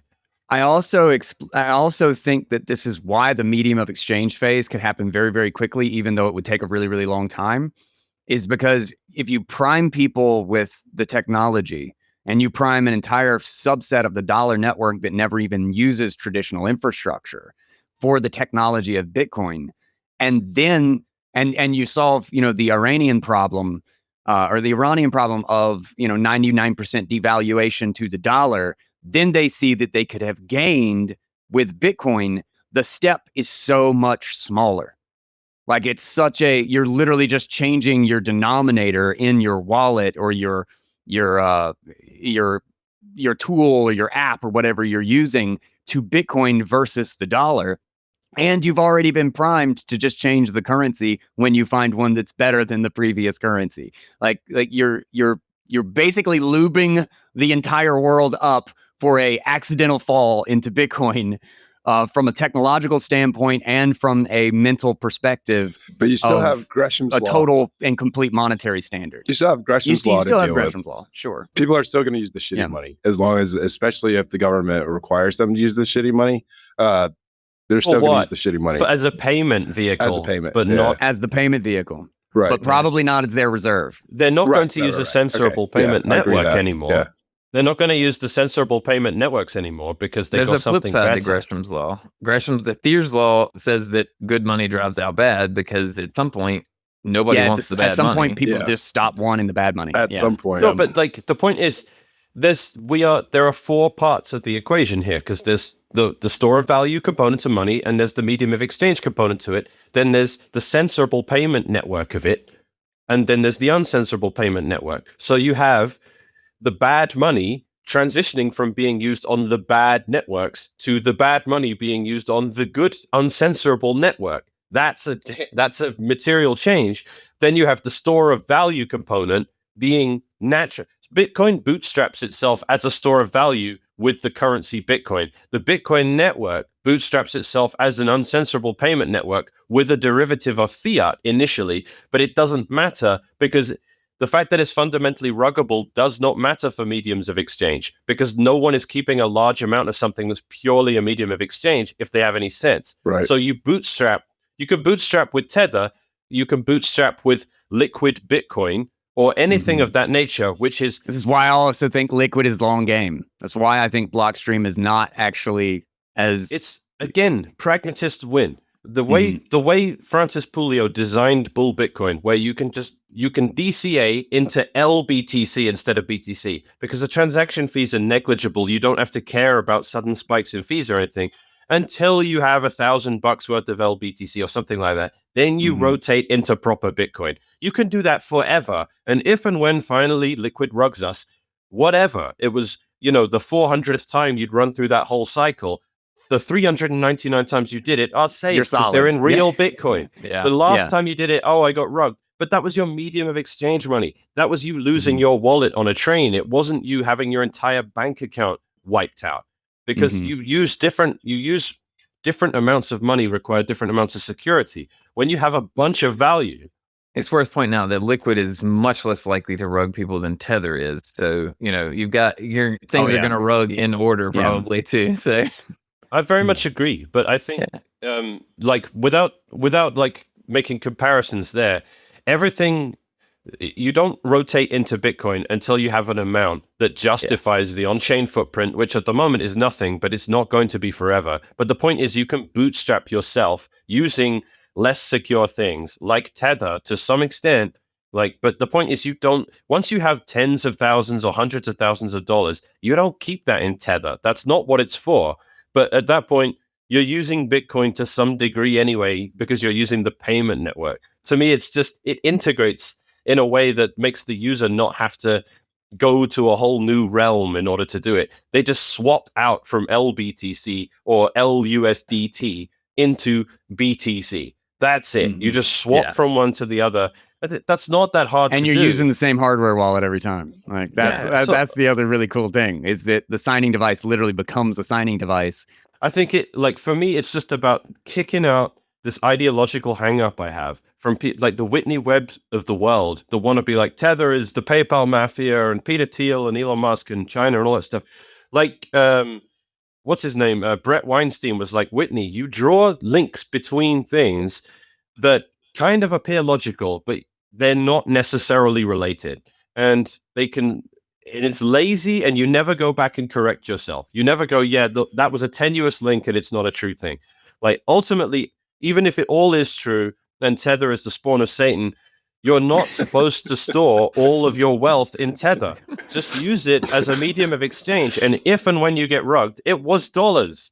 We're not telling you you should store your value in dollars. Use Bitcoin for anything serious. So get out of the horrible treadmill that is whatever backward to fiat currency you're using. If you're not one of the golden billion, get out of that and use US dollars because they're better. And then once you've progressed to the point where you're in some sort of middle class position and you have enough dollars that you need to start thinking about saving a store of value that is better than that, then you rotate into Bitcoin, and then you're bulletproof. And the worst case scenario is what you keep as your day-to-day float. You lose all that, but it shouldn't be a big percentage of what you have. So I think that's a practical way for the world to transition. It feels amazing to me. Mm-hmm. I also think it feels natural from the context of the multiple shifts that we're going through at the exact same time. Like we're constantly prescribing what people should do, how people should use it, and what people should adopt. And I just think that was always the wrong approach. That's the opposite of stay humble, stack sats, is to recognize that things will be adopted naturally. And you might not know what naturally looks like, like your desire to use it in a certain way might not be what other people's desire or problem is. It solves a lot of different problems. You are the one that believes that this one is the peak problem, that this one is the most subjectively important thing. But what does everybody else think? Are you solving, is it going to solve their problem, or is it going to solve your problem for them? And I think it's just a conflating of the many, many different facets of what is going to change in the next 10 to 20 years, and boiling it all down to, the most important thing the most important thing to me about it. And I just don't think that's not the same for the whole world, and how many in Nigeria, how many like internet cypherpunk libertarian economic anarchists are there, and that their concern, their philosophical and practical concerns are the same ones that I have. Like the idea that they're going to come to the same conclusion or do the exact same thing when they've had a 99% devaluation in their currency, and they just think, oh my God, what if it was only 10%? Or they don't even care and even know what the hell 10% devaluation looks like, because they could just use the dollar. They could just have a infrastructure and a payment mechanism that literally is used by another country at all, that just has an international standing even in the slightest, and that they have capital controls that basically say they can't do that with any normal bank infrastructure, is to realize that just the infrastructure, just the payment network side of things, and something like a stablecoin like Tether that is infinitely more trustworthy than the shit that they are using like locally in their country, is such a profound benefit to them personally. And ultimately, all of this will move because of a personal problem solved. And there's just so many different layers to this, and so many different things, and so many different players and what they care about. The idea of just of saying it's going to happen this way and everybody's going to use it this way and this is when it's going to happen, I think we're way ahead of ourselves. We're guessing and throwing darts at a board, and then getting mad when the board was on the other side of the room and we weren't paying attention.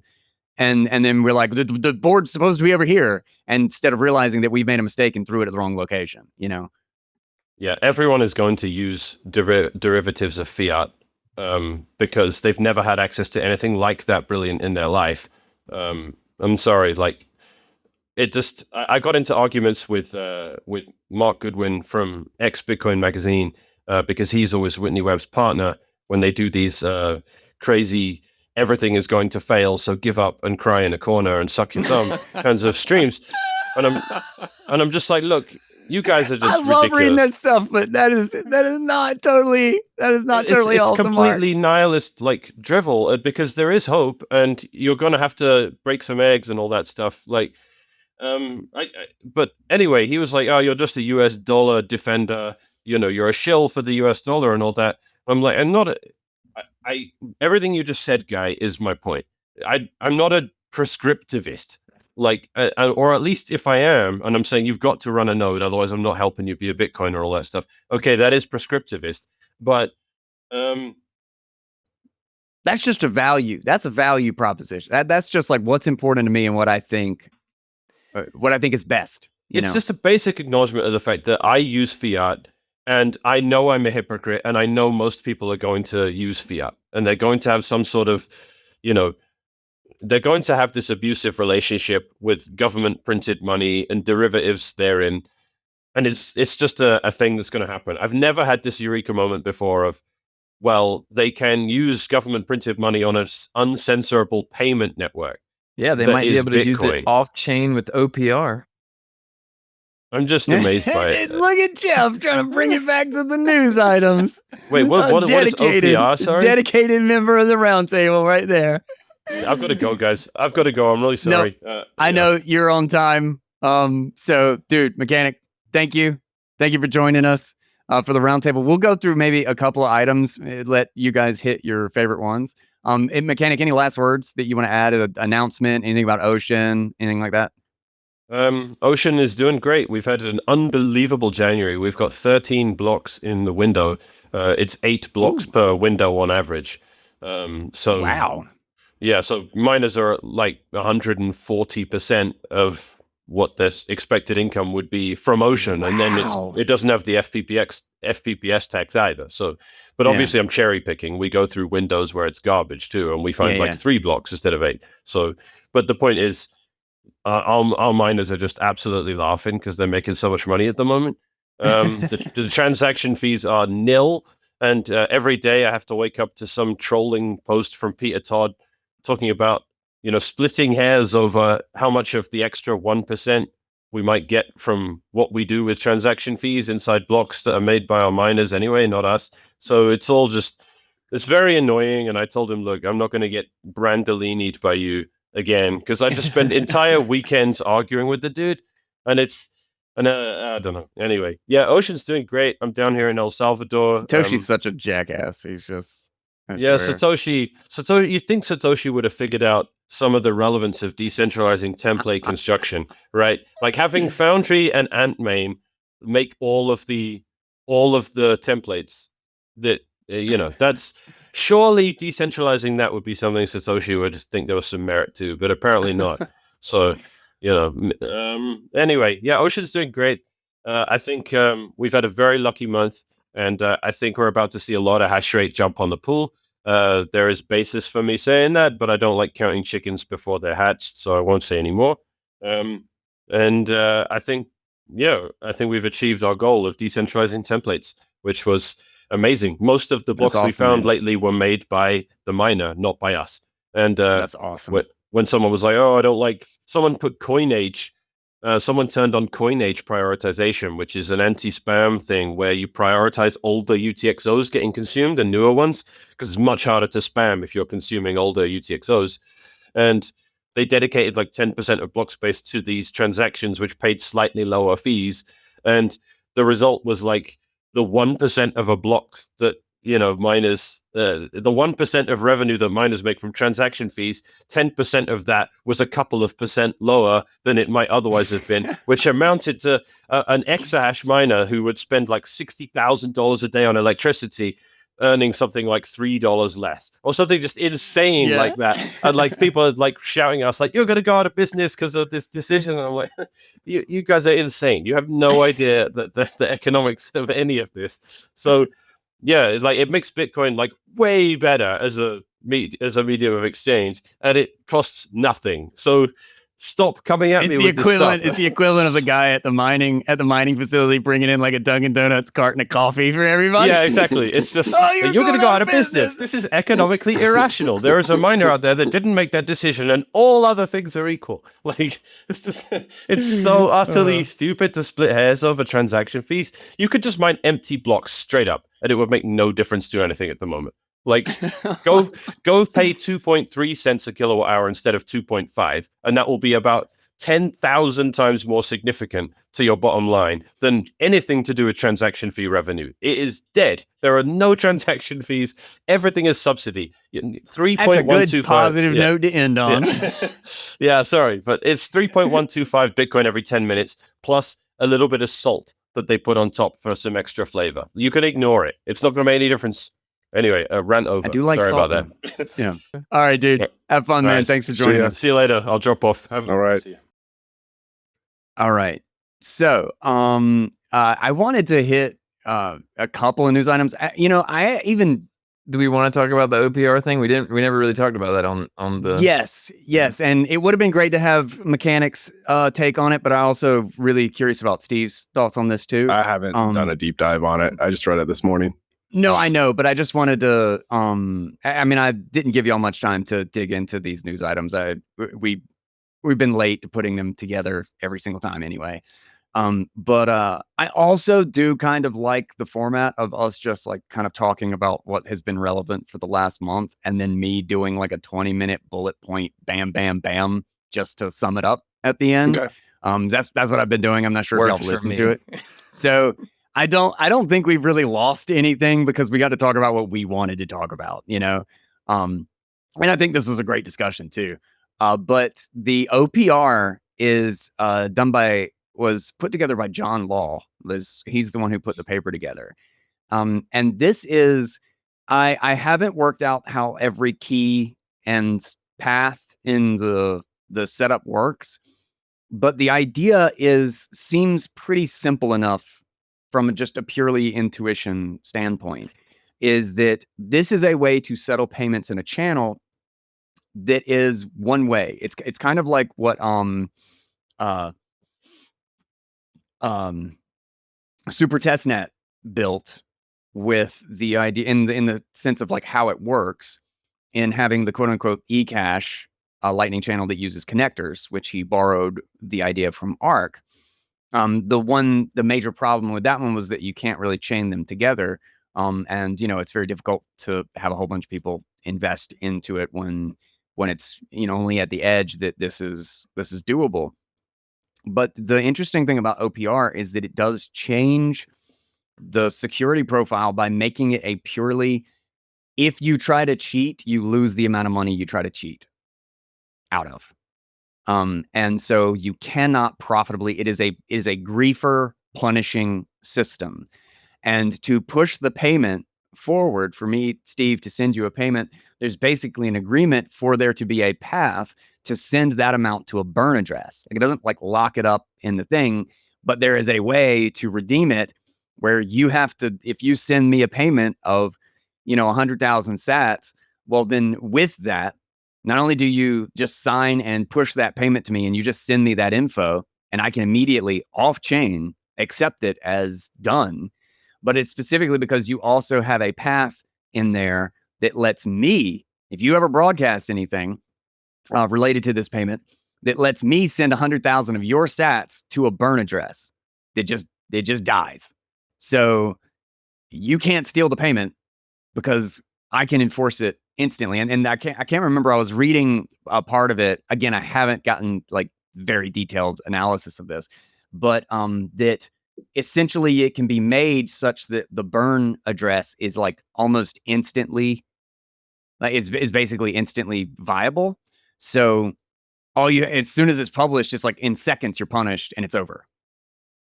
So because of this, it ends up being like you can just send me some payment details and a Lightning payment has been made. And as long as I just have that piece of information, we're done. There's no 3-step or 2-step handshake or whatever, and, exchanging branches and all that stuff. The negative with this is just the extra liquidity required, right? Like, it's essentially you just have an insurance contract, which it seems like it's not extra liquidity. It's not extra liquidity. It's the same amount being dedicated to the burn address. It just becomes active. It replaces it. It's just like the time lock or whatever. It's just like the punishment clause of the normal thing. It's just that rather than so it's, well, no, I do need to confirm that. I do need to confirm those details, but I think it's a branch. It's a branch in the payment. Yeah. I could be wrong. I need specifics. Let's assume it's extra liquidity. And Okay. I'll get your take on that. Well, I don't know. I mean, I was just saying that like that's the only real negative, but that's been my idea for a long time. Like, something, I mean, a lot of people have talked about it. Is just that you can do a lot of things if you can lock up Bitcoin in an insurance contract. Like I think if we thought about more things that way, then it would be, I think it's a very advantageous way to go about things, is to have, I mean, it does require, it means that you have to have, more liquidity, you have to have more money at risk, whatever. But I don't know. I'm still operating on the idea that lots more people are going to be functioning in the world with savings, and that is, not going to be out of the, like, an unreasonable thing. So, yeah, I at least find it really interesting because we're still just coming up with unique ways of trying to guarantee payments. And my immediate thought in response to like reading the kind of summary version or the short version of how it works with the burn payment stuff is that I've always wondered, and it gets me reignited about the interest in trying to make a payment pool in which people have to set up burn addresses in order to guarantee basically what they owe to the rest of the other people in the pool. And the question is can you do that? Like, I'm immediately like, can you do that with eCash?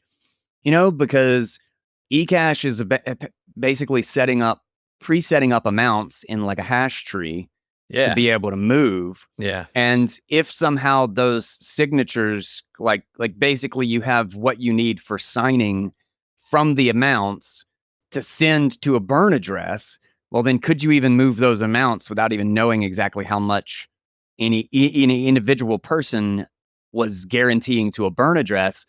But that because the signature was the thing that basically unlocked the amounts, is that you could still do that. You could basically have a proof that, okay, well, yeah, this amount, whatever you have in this wallet is also committed to a burn address as a punishment clause, because it's the same signature that unlocks them. So I don't know. That's like my really naive thinking on how that is, but it genuinely makes me wonder again, because I think that's my whole thing with CTV and the idea of just like locking up transactions to the next transaction. Like, that's basically what it is. It's a trick of a primitive to do exactly that. And I just think we do not need huge primitive changes. We do not need massive soft forks to kind of get to that next layer. We need simple, naively, we need some simple opcodes like check sig from stack and CTV to enable most of these things. But can these things be done even without those opcodes?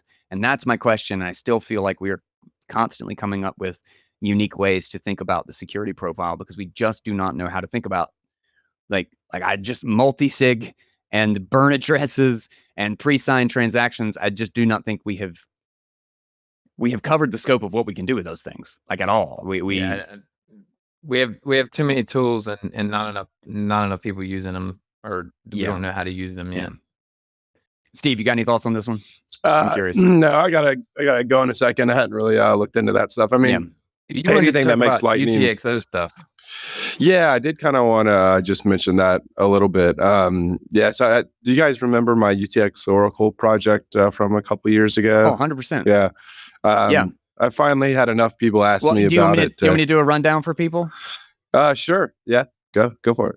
Okay, so UTXO Oracle, which is a fascinating idea that I'd never even thought about, is that you can actually look at the UTXO set to have essentially a trustless way to know what the price of Bitcoin is in dollars, because this was UTXO.live, which is Steve's tool, which if you don't just like go over there and look at that stuff every once in a while, you're a nerd, you're really missing out, because it's really fun to just go look at. So go to UTXO.live. But is that you can see explicit lines in like $100, $1,000, like of explicit amounts of transactions being done dollar denominated, and that you can literally check your node, your own node, and the UTXO set, and within like 99 and plus % accuracy, know what the price of Bitcoin is.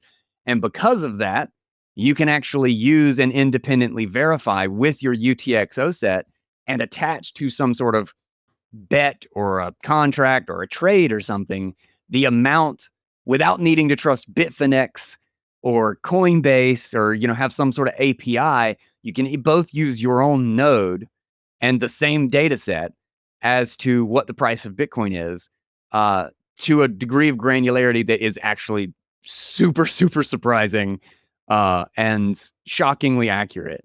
So anyway, that's the hopefully that makes a little bit more sense. Yeah. But Steve, I'm really curious what your announcement Yeah, is. well, no, yeah, thanks for that. I appreciate that. That's probably a little bit making it seem a little bit better than it is, maybe. But it does do exactly that. It's just it's a very simple Python script that just connects to your node using Bitcoin CLI, and it just requests data from your node. It doesn't install any libraries. It doesn't have any API. It doesn't reach out. In fact, the program runs faster and better if you turn your Wi-Fi off. Like your up-to-date node running on your machine, just turn your Wi-Fi off, run the, Bitcoin, or what is it, UTXO Oracle.py in your command line, and it just spits out a price just using the data.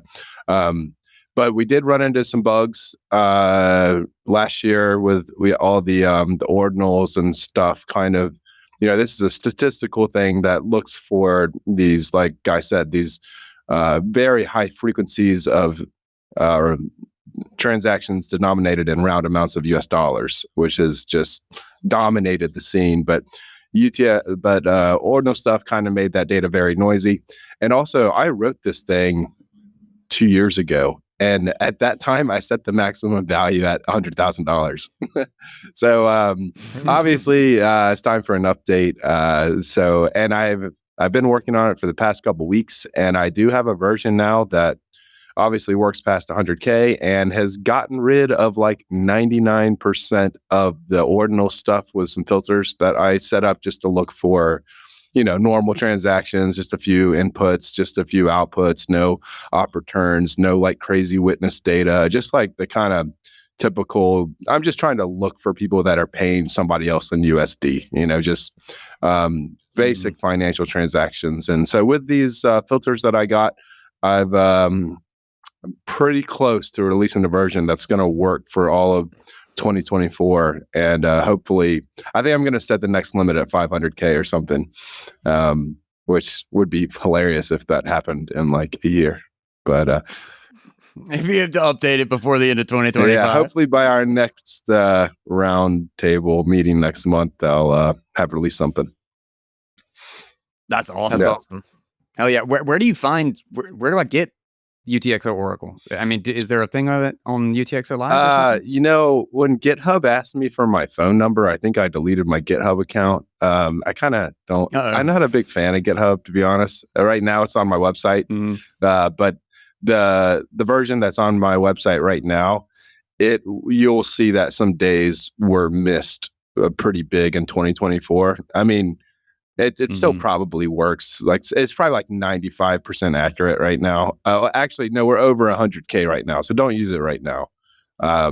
So yeah, okay. Just wait, but it'll be released on my website, utxo.live/Oracle. Okay, sweet. All right, I'll have that in the show notes for anybody to check out, and I will definitely check it out. I can make that'd be a really fun little bot to just have on my own computer, and when somebody's like, "Oh, you got a little price ticker? Where's that from?" It's like my node, bitches. So it was actually the thing that kind of pushed me over the edge was obviously the 100K limit, and also people from the BitX community. Apparently, in order to do their kind of estimations about mining returns and stuff, they needed a Bitcoin price. But Scott, he's in our Bitcoin meetup here, and he's kind of averse to using APIs in his code, and he really just wanted a Bitcoin price that didn't use any price bot API. And so he was a big motivator for me to get it working again. Sweet. That's great. Well, hell yeah, man. But yeah, I got to head out. Yeah, dude. Steve, thanks for joining us. Yeah. Fantastic conversation with the roundtable Yeah, man. today. Maybe we should Always. just go ahead and close it all out, unless Jeff, me and good. you can just talk and bullshit for an hour and a half about pair drive, maybe. All right. But thank you guys so much for joining me. I will jump over to a rundown of all of the news items that we really didn't even talk about, All right. and get this wrapped up. Thanks, you guys. Cool. Been a good Thanks, one. guy. See ya. Later.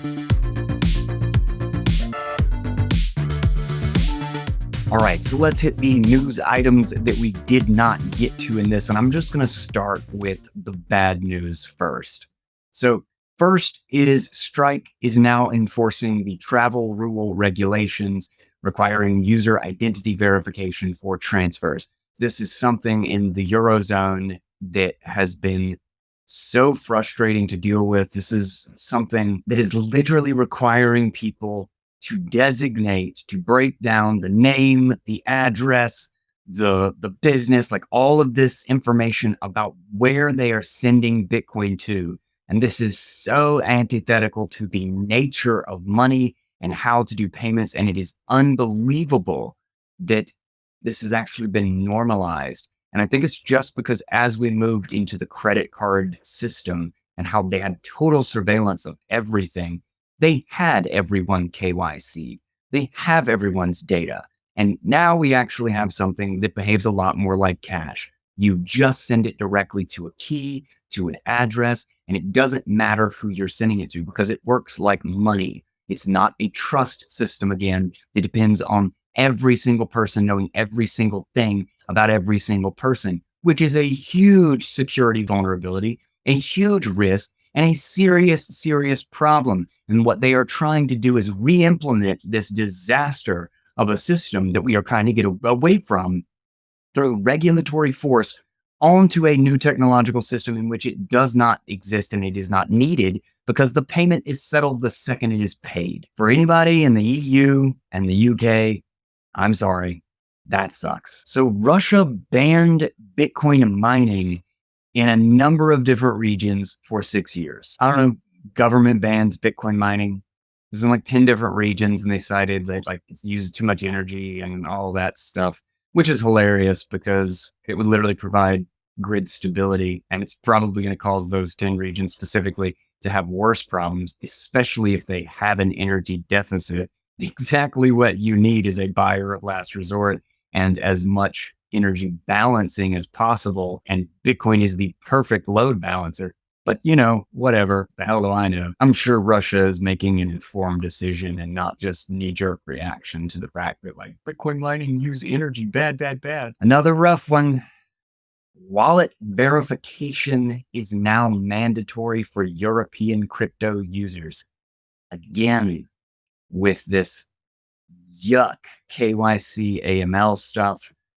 Guys, if you're in the EU, I mean, it was already the time to try to get some privacy and to try to focus on learning all of the tools, lightning everything in Bitcoin and, you know, using Wasabi Wallet in order to get back your privacy. But if you haven't done it yet, now is a great time to start looking into it. Cryptocurrency thefts increased by 21% in 2024. And there's a Chainalysis report. Not so good, but this is the really big one, which I actually meant to bring up in the conversation, but we just went down so many other rabbit holes. But the Ledger co-founder, David Balland, was kidnapped with his wife was kidnapped as well. They were kidnapped together, then separated into two different locations, and he was tortured, and they cut off his finger and sent it to the other people in Ledger, the other co-founder and everybody, and they held him for ransom. I believe they sent, when I read the story, they sent 1 Bitcoin in an attempt to see if they could figure out where they were or something, or as a, oh crap, it's behind a damn paywall. There is nothing as potently infuriating as wanting to go just read an article and being given a form to fill out because you already clicked on this website one too many times today. I want to do paperwork to read a news article anyway. So they cut off his freaking finger and held him for ransom. And I believe they paid some amount and they tried to delay in order to get police action and pull as much information as they could from the situation.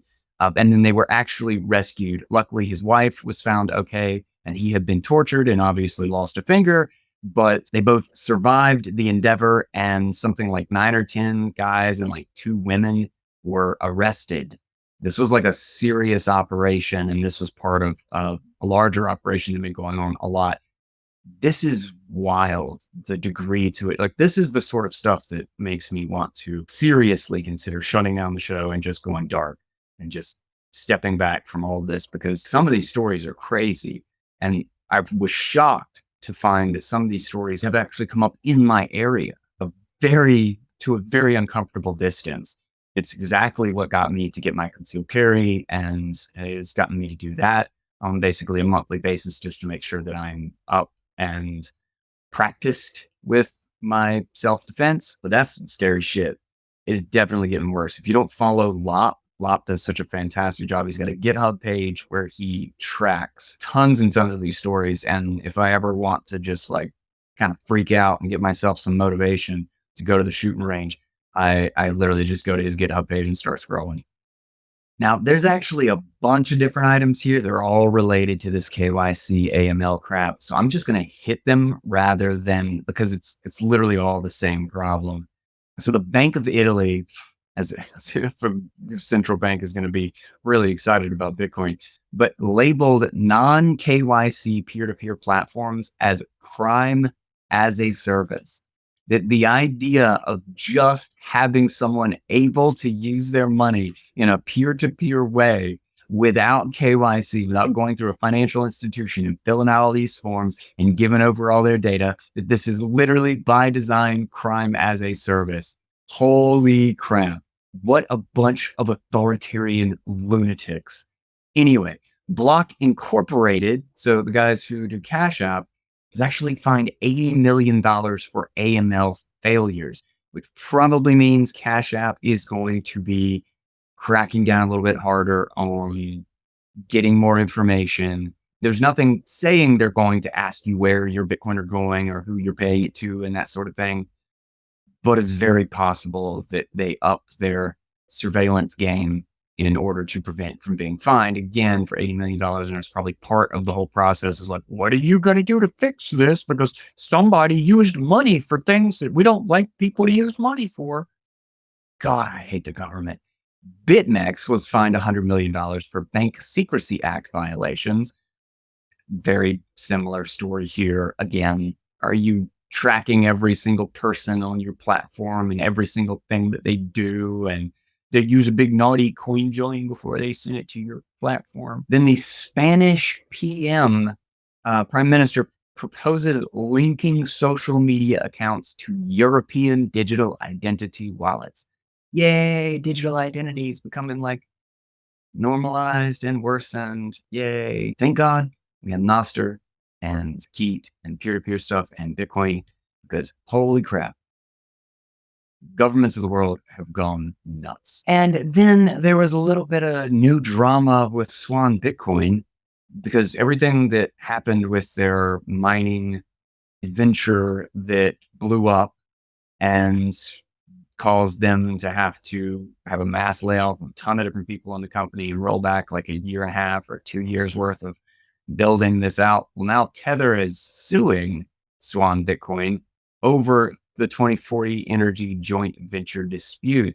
So that just got a whole lot more drama. I tell you what, the constant like suing back and forth of all this crap, Swan Bitcoin cannot stop just bursting into flames. They are having just like tons of crises, and they've survived, and I've used them for a really, really long time. The recent things have just gotten me. This is another thing, man. Good Lord. I've switched to River pretty much. I heard through people I know they're finally getting to the point that they have finished and are moving over to a very long in the works robust custody system and getting away from first Prime Trust and then Fortress Trust or Fortress whatever. And then obviously they dropped all this mining stuff and caused all this problem. But right now I'm waiting for the smoke to clear because I'm wary of Swan Bitcoin for the first time in a while. So that's why I've been using River, and that's why I have my River affiliate down in the show notes. So now let's jump on some good news. So Michael Llewellyn sues the DOJ for criminalizing non-custodial software development. So this is actually related, and there's another item up here about the Tornado Cash stuff.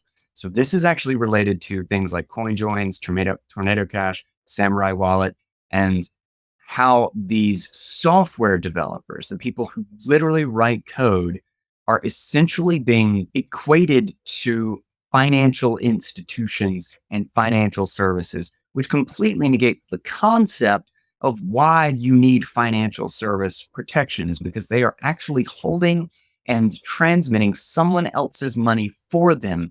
And a software developer is not doing that. They do not hold the keys. This is literally no different than saying Apple has to get a money transmitter license because somebody is using a wallet app on their phone or logs into their banking and makes payments on their phone. And thus the phone itself, the software on its phone, is facilitating money. And these people are being arrested for not having money transmission licenses. Like, that's crazy. So Michael Llewellyn is suing them and Coin Center is supporting them. And that's just really promising to continue to see pushback on that.